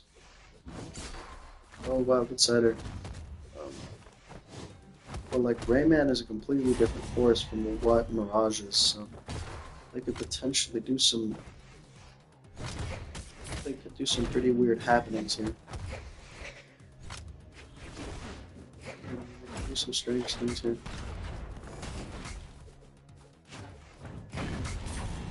Dominating. When I first saw Stranger Things, I thought it was a documentary. After like 2 episodes, I quickly realized it was not. That ground pound hit his father, or her father actually. Side sync, albeit Onyx dodged it. Not Rayman, not Bob at all. It was 6-2. This is still a massive lead for the red team here. Which I'm not surprised. I mean, Onyx season veteran. Damn near a champion. Don't get me wrong, Artemis and Mako have the better overall placements, but Onyx has been at the peak cream of the crop before. She's a medalist. That's something Artemis and Mako cannot come near to boast. So yeah, I mean, Artemis is gone. She's just straight up fucking gone. It looks like Mako is soon to be gone as well. Yep. 1-0. Red team Quick wins. little game for the red team as they both played really, really well. SpongeBob definitely outshowing this team. As yeah, Mako played bad. Onyx also played bad.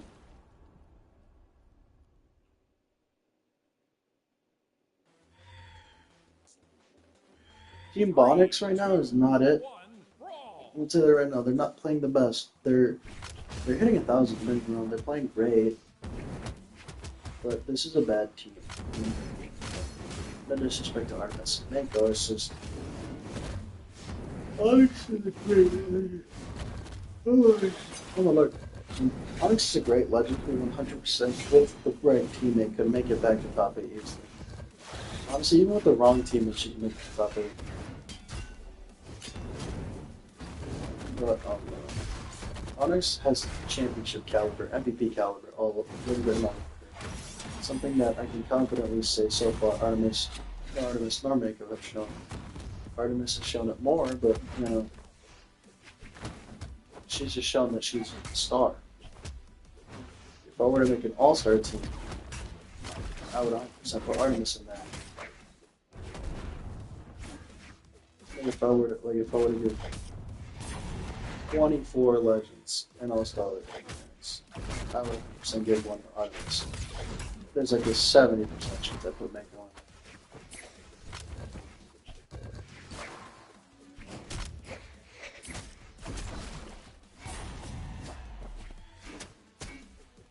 Red team right now is not looking good. I mean, Bob is not looking good at all specifically. Bob is down his final stop, and this is not.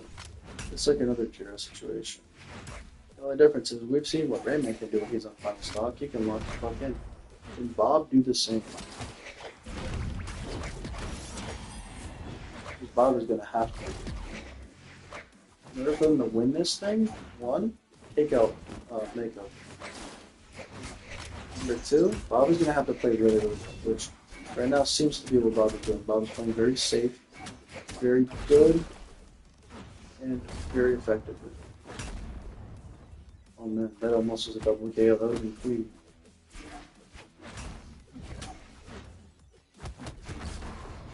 That's a good recovery.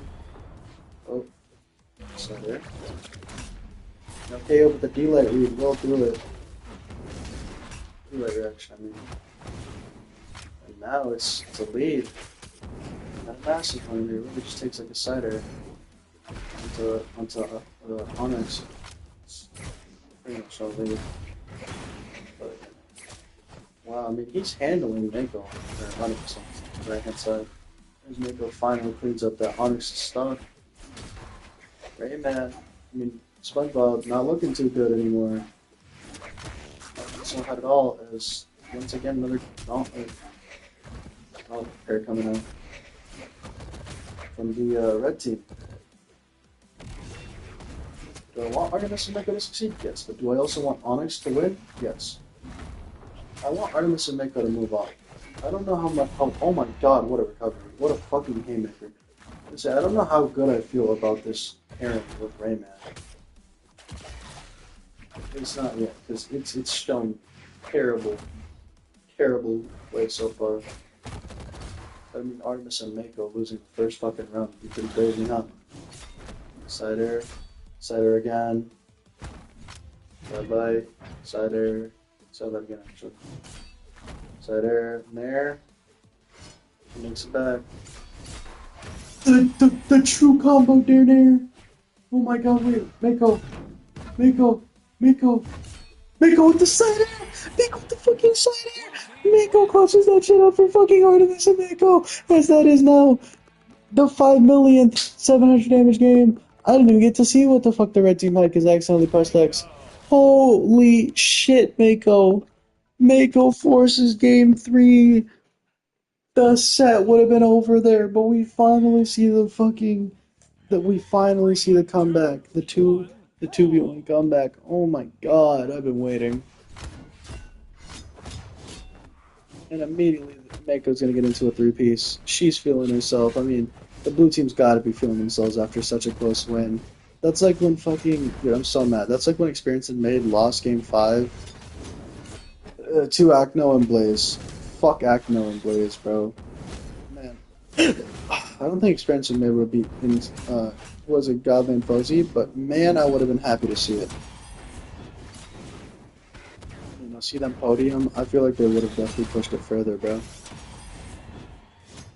I mean, right now, blue team kicking the red team's ass. My god, Mako double three-piece. Side air. Sousa Uppercast is definitely a very interesting map because it's small, so it gives Greatsword a big advantage since no platforms to avoid Greatsword at either. Ground Pound Clash. Side air.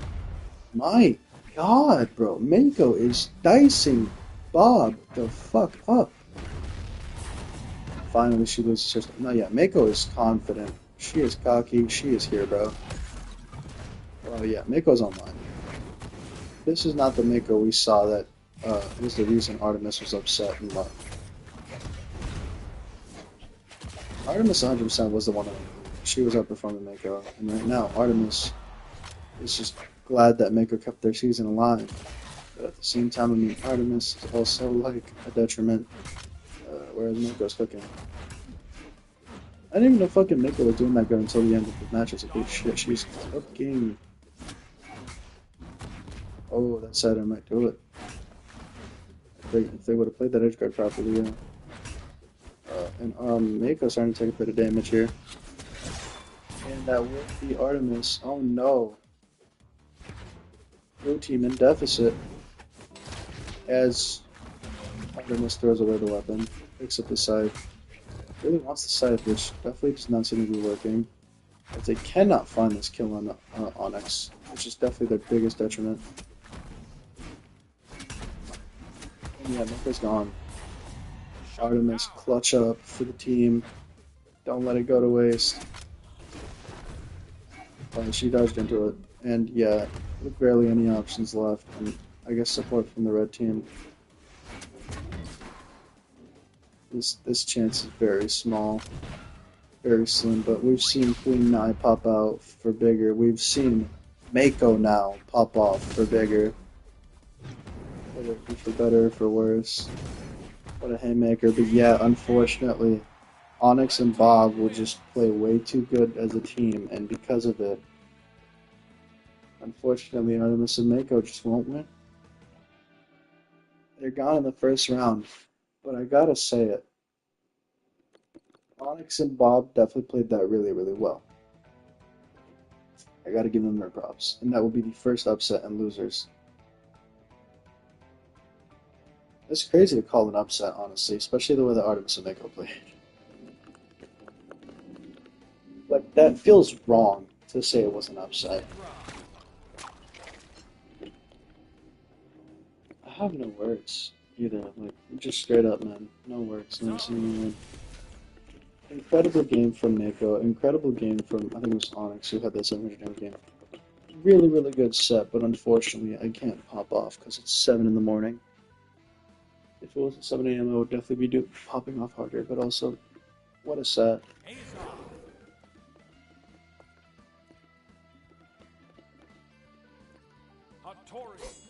Just what a set.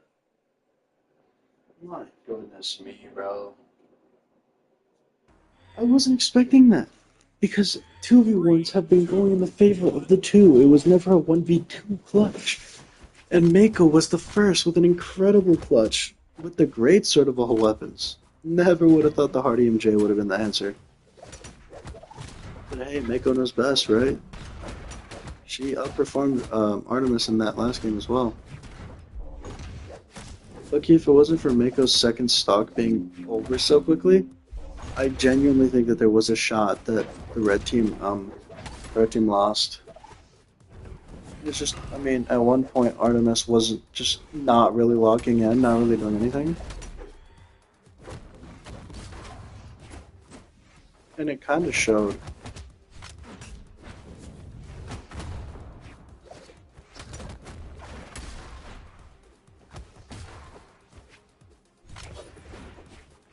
Zarya lives. He's back. Not anymore. Blue team is down 2 stocks.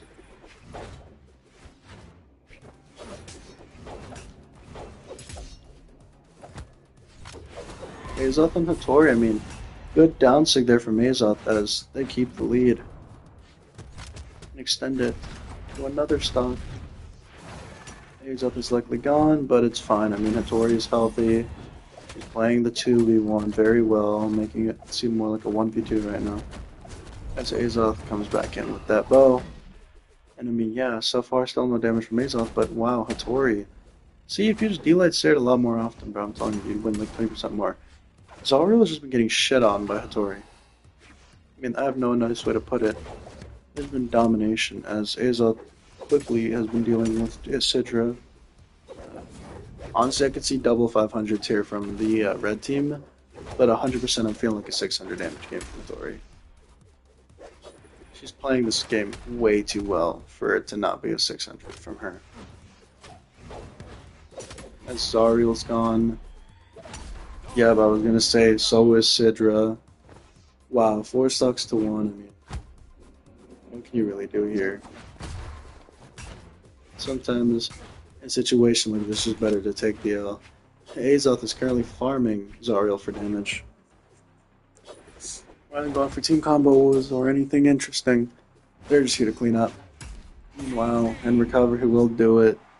Sidra and Zariel completely looking lost out there. Zariel not so much, but Sidra was completely out of that game the entire way through.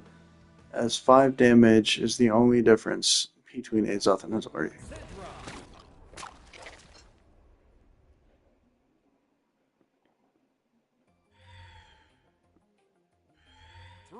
We'll see the blue team turn into the yellow team in game 2.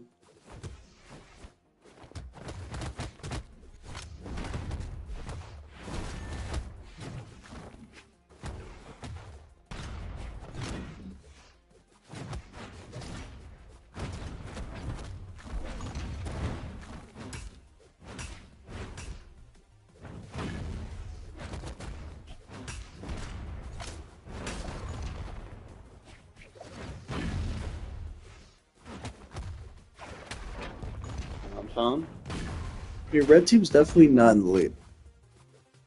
I can say that much.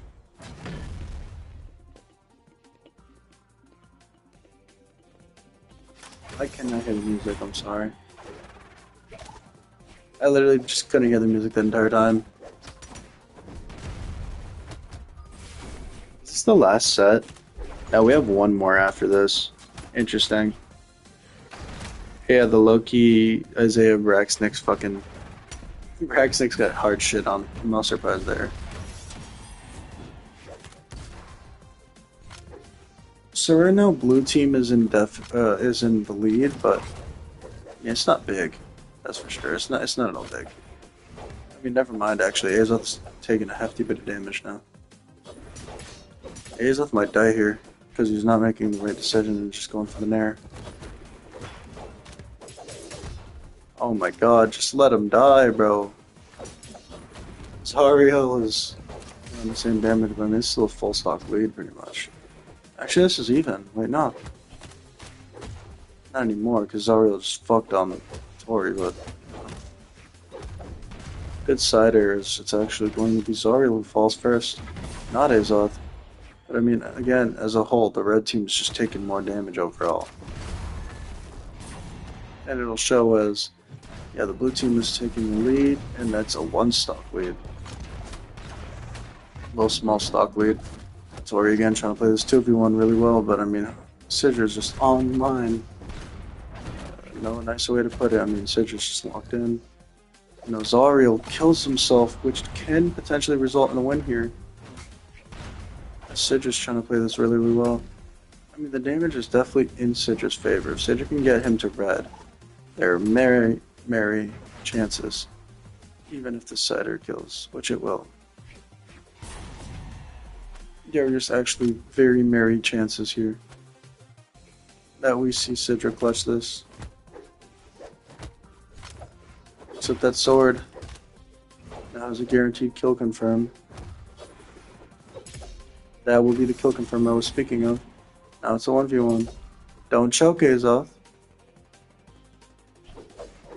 Cider, what a good patient play there. The N6's whiff. I refuse to call it one sig. I mean, it's like you get two in the same.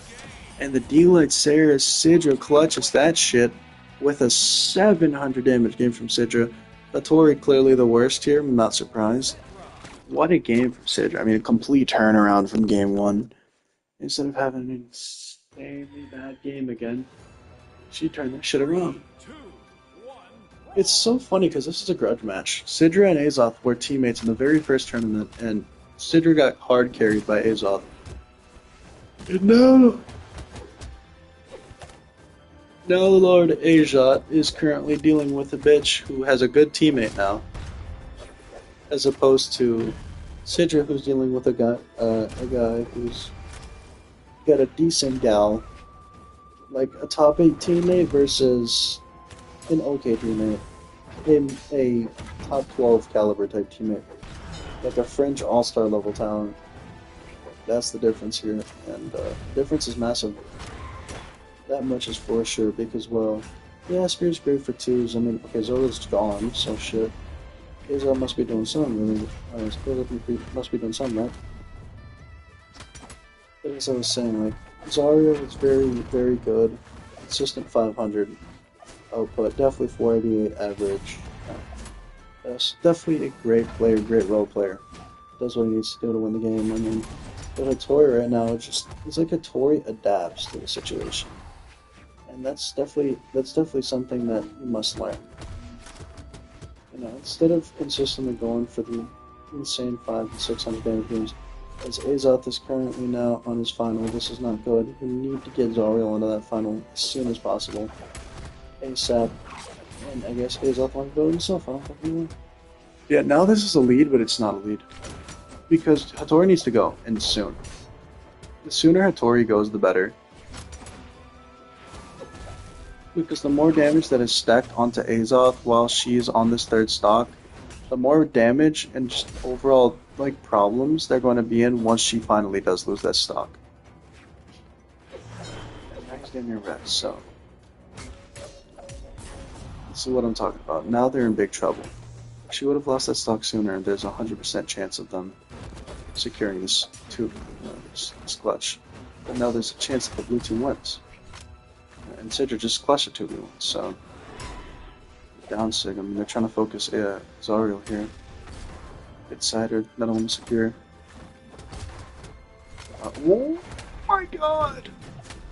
Oh my god, I don't know what to say, bro. Zariel's almost dead. Sidra's gone. Zariel's dead. Okay, so the team has a very big lead. That big lead comes in the life of Hattori. If Sidra takes out Azoth here, there is a chance. Listen, Hattori just made top 5 in ones. Alright, you can't counter out entirely in ones. But I'm pretty sure the one to send her into the loser's bracket was this motherfucker right here. So I don't know if Hattori can completely win this. Whatever the case, fucking winner of this moves on. And if Sidra clutches this shit low-key, I'm not gonna lie to you, gang. Zariel, you are playing unworthily. Because for your team at a clutch like this, bro, oh my god, we're down 6. Ground pound. Good dodge. Okay. Oh wow, that nair. Next one will definitely do it, if not a recovery. Good nair, good patience. Ground pound will disarm, that'll probably guarantee ground pound again. Ground pound again. Recovery whiffs. Down there punish. Recovery. Exhausted at that. Wow, okay, yeah. No weapon starve, just raw sword. And one more stock. Sidra just needs one more stock. So does Hattori. Hattori almost clinching. Oh, Cider might do it. No, not enough. Side light. And the nair will 100% guarantee as Hattori clutches out the 1v1 with a 700 damage game. A Sidra with an incredible game as well. Azoth an incredible game as well. Wow, this was just incredible games left, front, and center. What an incredible game number 3. But unfortunately, once again, the only upset so far is Onyx and Bob, which it isn't a real upset because Onyx is on one team.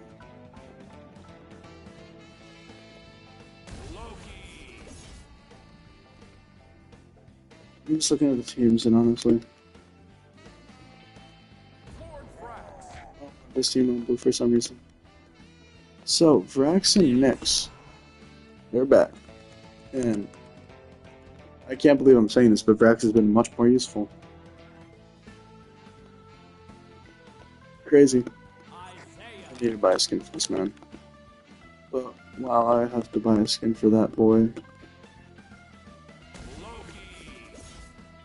A bigger conversation to be had right now is who's gonna win?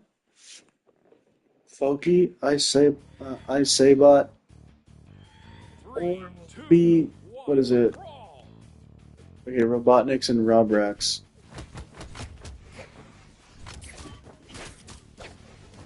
Robotniks is such a like freaking W reference.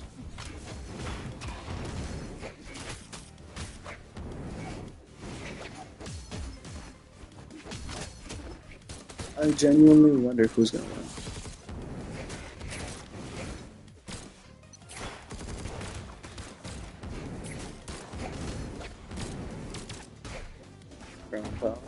Saw that one coming, but Isaiah makes it back with the side sig of all things. I mean, this is even so far, but shit, I got my money on Isaiah and Loki personally. I just think they have better overall personnel. Good N-Sig there. Down-Sig's gonna damn near confirm. Wow, yeah, no. Good recovery. Damn, try to get a combo look all in.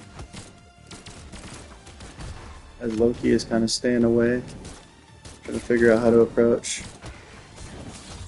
Downsig onto an invisible Nyx hitbox. I don't know.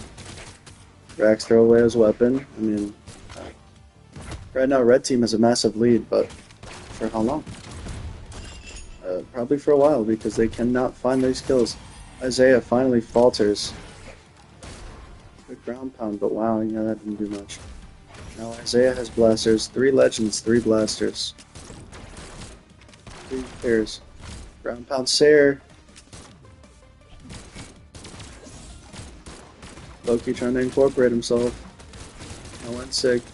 This is just slaughter. Wow, yo, this is a slaughterhouse. As yeah, no, this is even. Wow, this is very, very, very close to even. I mean, one team's in deep red, but yeah, like wow, even if you do take these kills, it shouldn't be too difficult to take them back. That was a great N-Sig. Stocks are even, damage is even more even.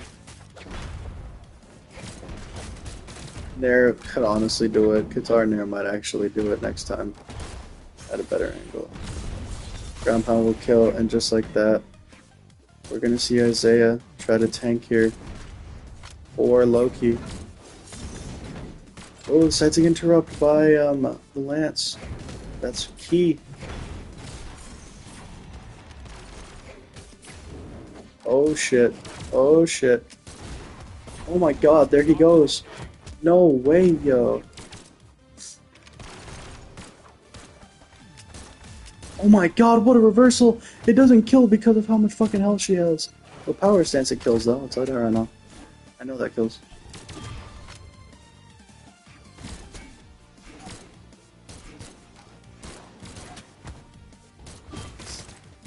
I don't know how he's gonna figure it out, but he's gonna figure it out. Alright, now it's not looking good for Isaiah. As well, they did not confirm that properly. The side sig's gonna kill! Oh my god, he did it! Down there. And Sig whiffs somehow. Even though the read was definitely there. Picks up the cannon, the recovery!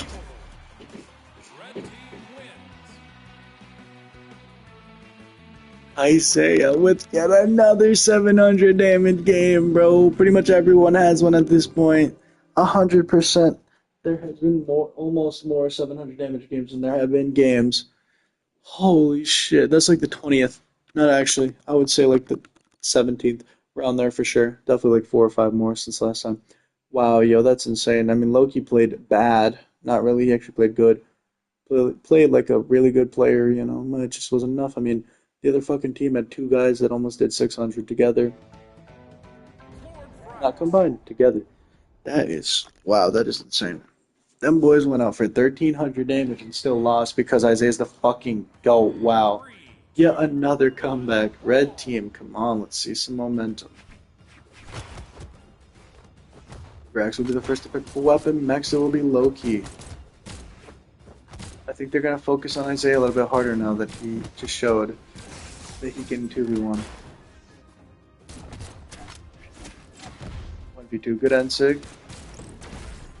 Wow, yeah, no, they're hard focusing Isaiah now, but it's fine. The other team is hard focusing on Nyx. So.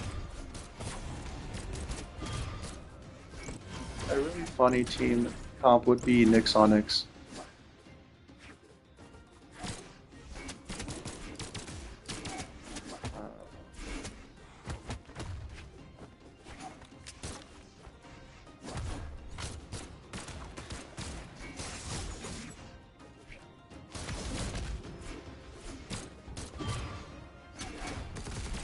The side sig, what a team combo there, man, to tie up the stocks, unfortunately, but a team combo nonetheless.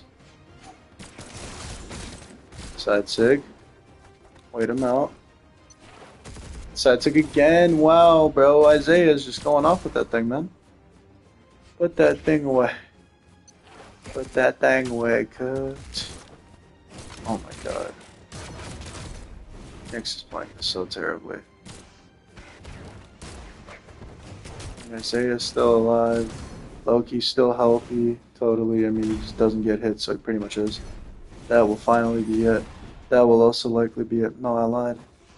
Stocks are tied, damage is tied. This is close. This is the closest it's been so far in the set. This motherfucker came back all the way and won it, so shit.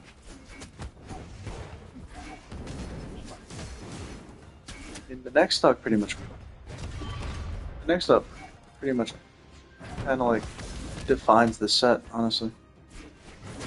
The next set is taken by blue. I say blue low-key wins this game and maybe the whole set, but yeah, I was gonna say if fucking blue team loses the next stock, they probably lose the set and the tournament. But no, I lied because Loki just sacked Cider, and I don't know if obviously, but he's using it more for timing. Oh, not this shit again, bro. Not this infinite damage glitch. Ground pound. Yo, what is going on with Blasters? Ground pound finally. They're trying to find an opening, but wow, what a cider. They're finding damage on the Nyx. They need to capitalize on that. Wow! Wow! Bro, Frax is going off right now. So is Loki. So is Loki. So is Loki. Wow, yo, Loki pop off, but not enough. Oh my god, Frax might do it. That's gonna be the fucking game. Wow.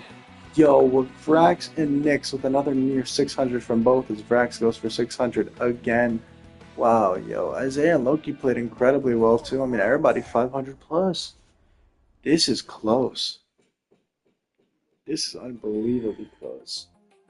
Unbelievable, bro. 3, 2, 1, brawl. Blue team has the momentum. And they have, for the second time now, shown that when it matters, yo, they are the team that is going to be the 2 versus the 1. So if you were to ask me who's winning this, red team. I have my money bet that Loki will pop off. We're waiting on a Loki pop-off game, and I think it's going to happen this one. I mean, Isaiah had 700, you know, twice, I think. You know, just very well played, but like, in general, you know, man, we are thinking, we are really thinking right now that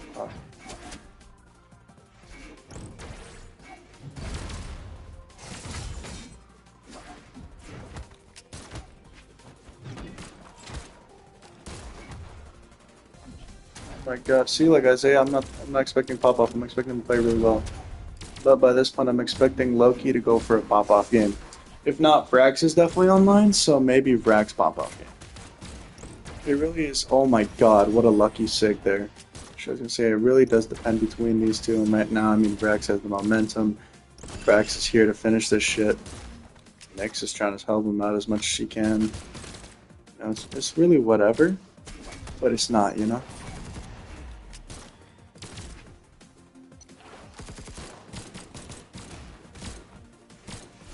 Vrax is definitely the best Blasters player right now. I mean, the only one that I think has played it incredibly well, and the team combos, man. The team damage, he's trying to go in there, try to help. Shit, he instantly gets 3 straight hits, instantly puts pressure. Still has yet to take damage. Damn near takes a stock himself. Wow. Vrax, model example right now. And he's still going in. Yo, like, Vrax pop-off game, man. Oh, that ground pound was a bit ambitious, but he makes it back nonetheless. The Ensig doesn't hit anything. Nyx almost dead. Vrax going to alleviate some pressure. It's enough. It's just barely enough. Yeah, it's going to be both red team members faltering again as they go for the weapon starve. Isaiah picks up the blasters for the fucking 5th time. It's a side 6 going to kill Nyx for sure. We need to see something out of Loki, man. Literally, it has to be Loki. Just respectfully, it has to be Loki. Ground pound, recovery, that's what I'm talking about, man. Like, yo, Isaiah's way too hurt right now to go off. This is bad. Loki's doing everything in his power to get Vrax out of here. He understands Vrax is the threat, and as the threat, he's you know, such as eliminating the threat, he is doing really well. Loki's doing everything right now right, but even Isaiah is playing really well. Oh no, that might be curtains. That Cider doesn't hit, but the recovery. Cider again, the spacing. Ground pound sidelight is disrespectful. That is nasty work, man. Loki's gone. Oh no, Isaiah's gonna have to clutch again. And no, Nyx is gonna secure it. Vrax and Nyx upset Loki and Isaiah, and we'll be moving on to the next episode of this fucking tournament, bro. Loki went off. Isaiah played really, really fucking good. But man, it was Lord Vrax at the end of the day. No disrespect to Nyx. Nyx did the most damage here. Actually, 2 less, but did the most damage for her team and played really well. But dude, 600 damage across 3 games. Mr. 600 right now. Lord fucking Vrax. That will conclude this episode. It is 7:30 in the morning. Good game. Very well played. Good shit, Vrax. Vrax has completely turned it around. From the guy who, in his first game at 200 and got carried by Rayman 2, currently sitting at 600 average in losers and just playing incredibly well so far. But not only Vrax, I mean, Nyx got to give her flowers. She's also really good. Isaiah, you're a fucking joke. I'm not gonna lie to you. You know, you've been in the tournament since the beginning, and you can't produce in 2s. You just can't. Loki, you are a demon of the highest order, bro. I knew you had to pop off, but unfortunately, when I saw you were gone, I had a feeling it was over. No matter what, good game, well played. Have a good night, gentlemen. God bless.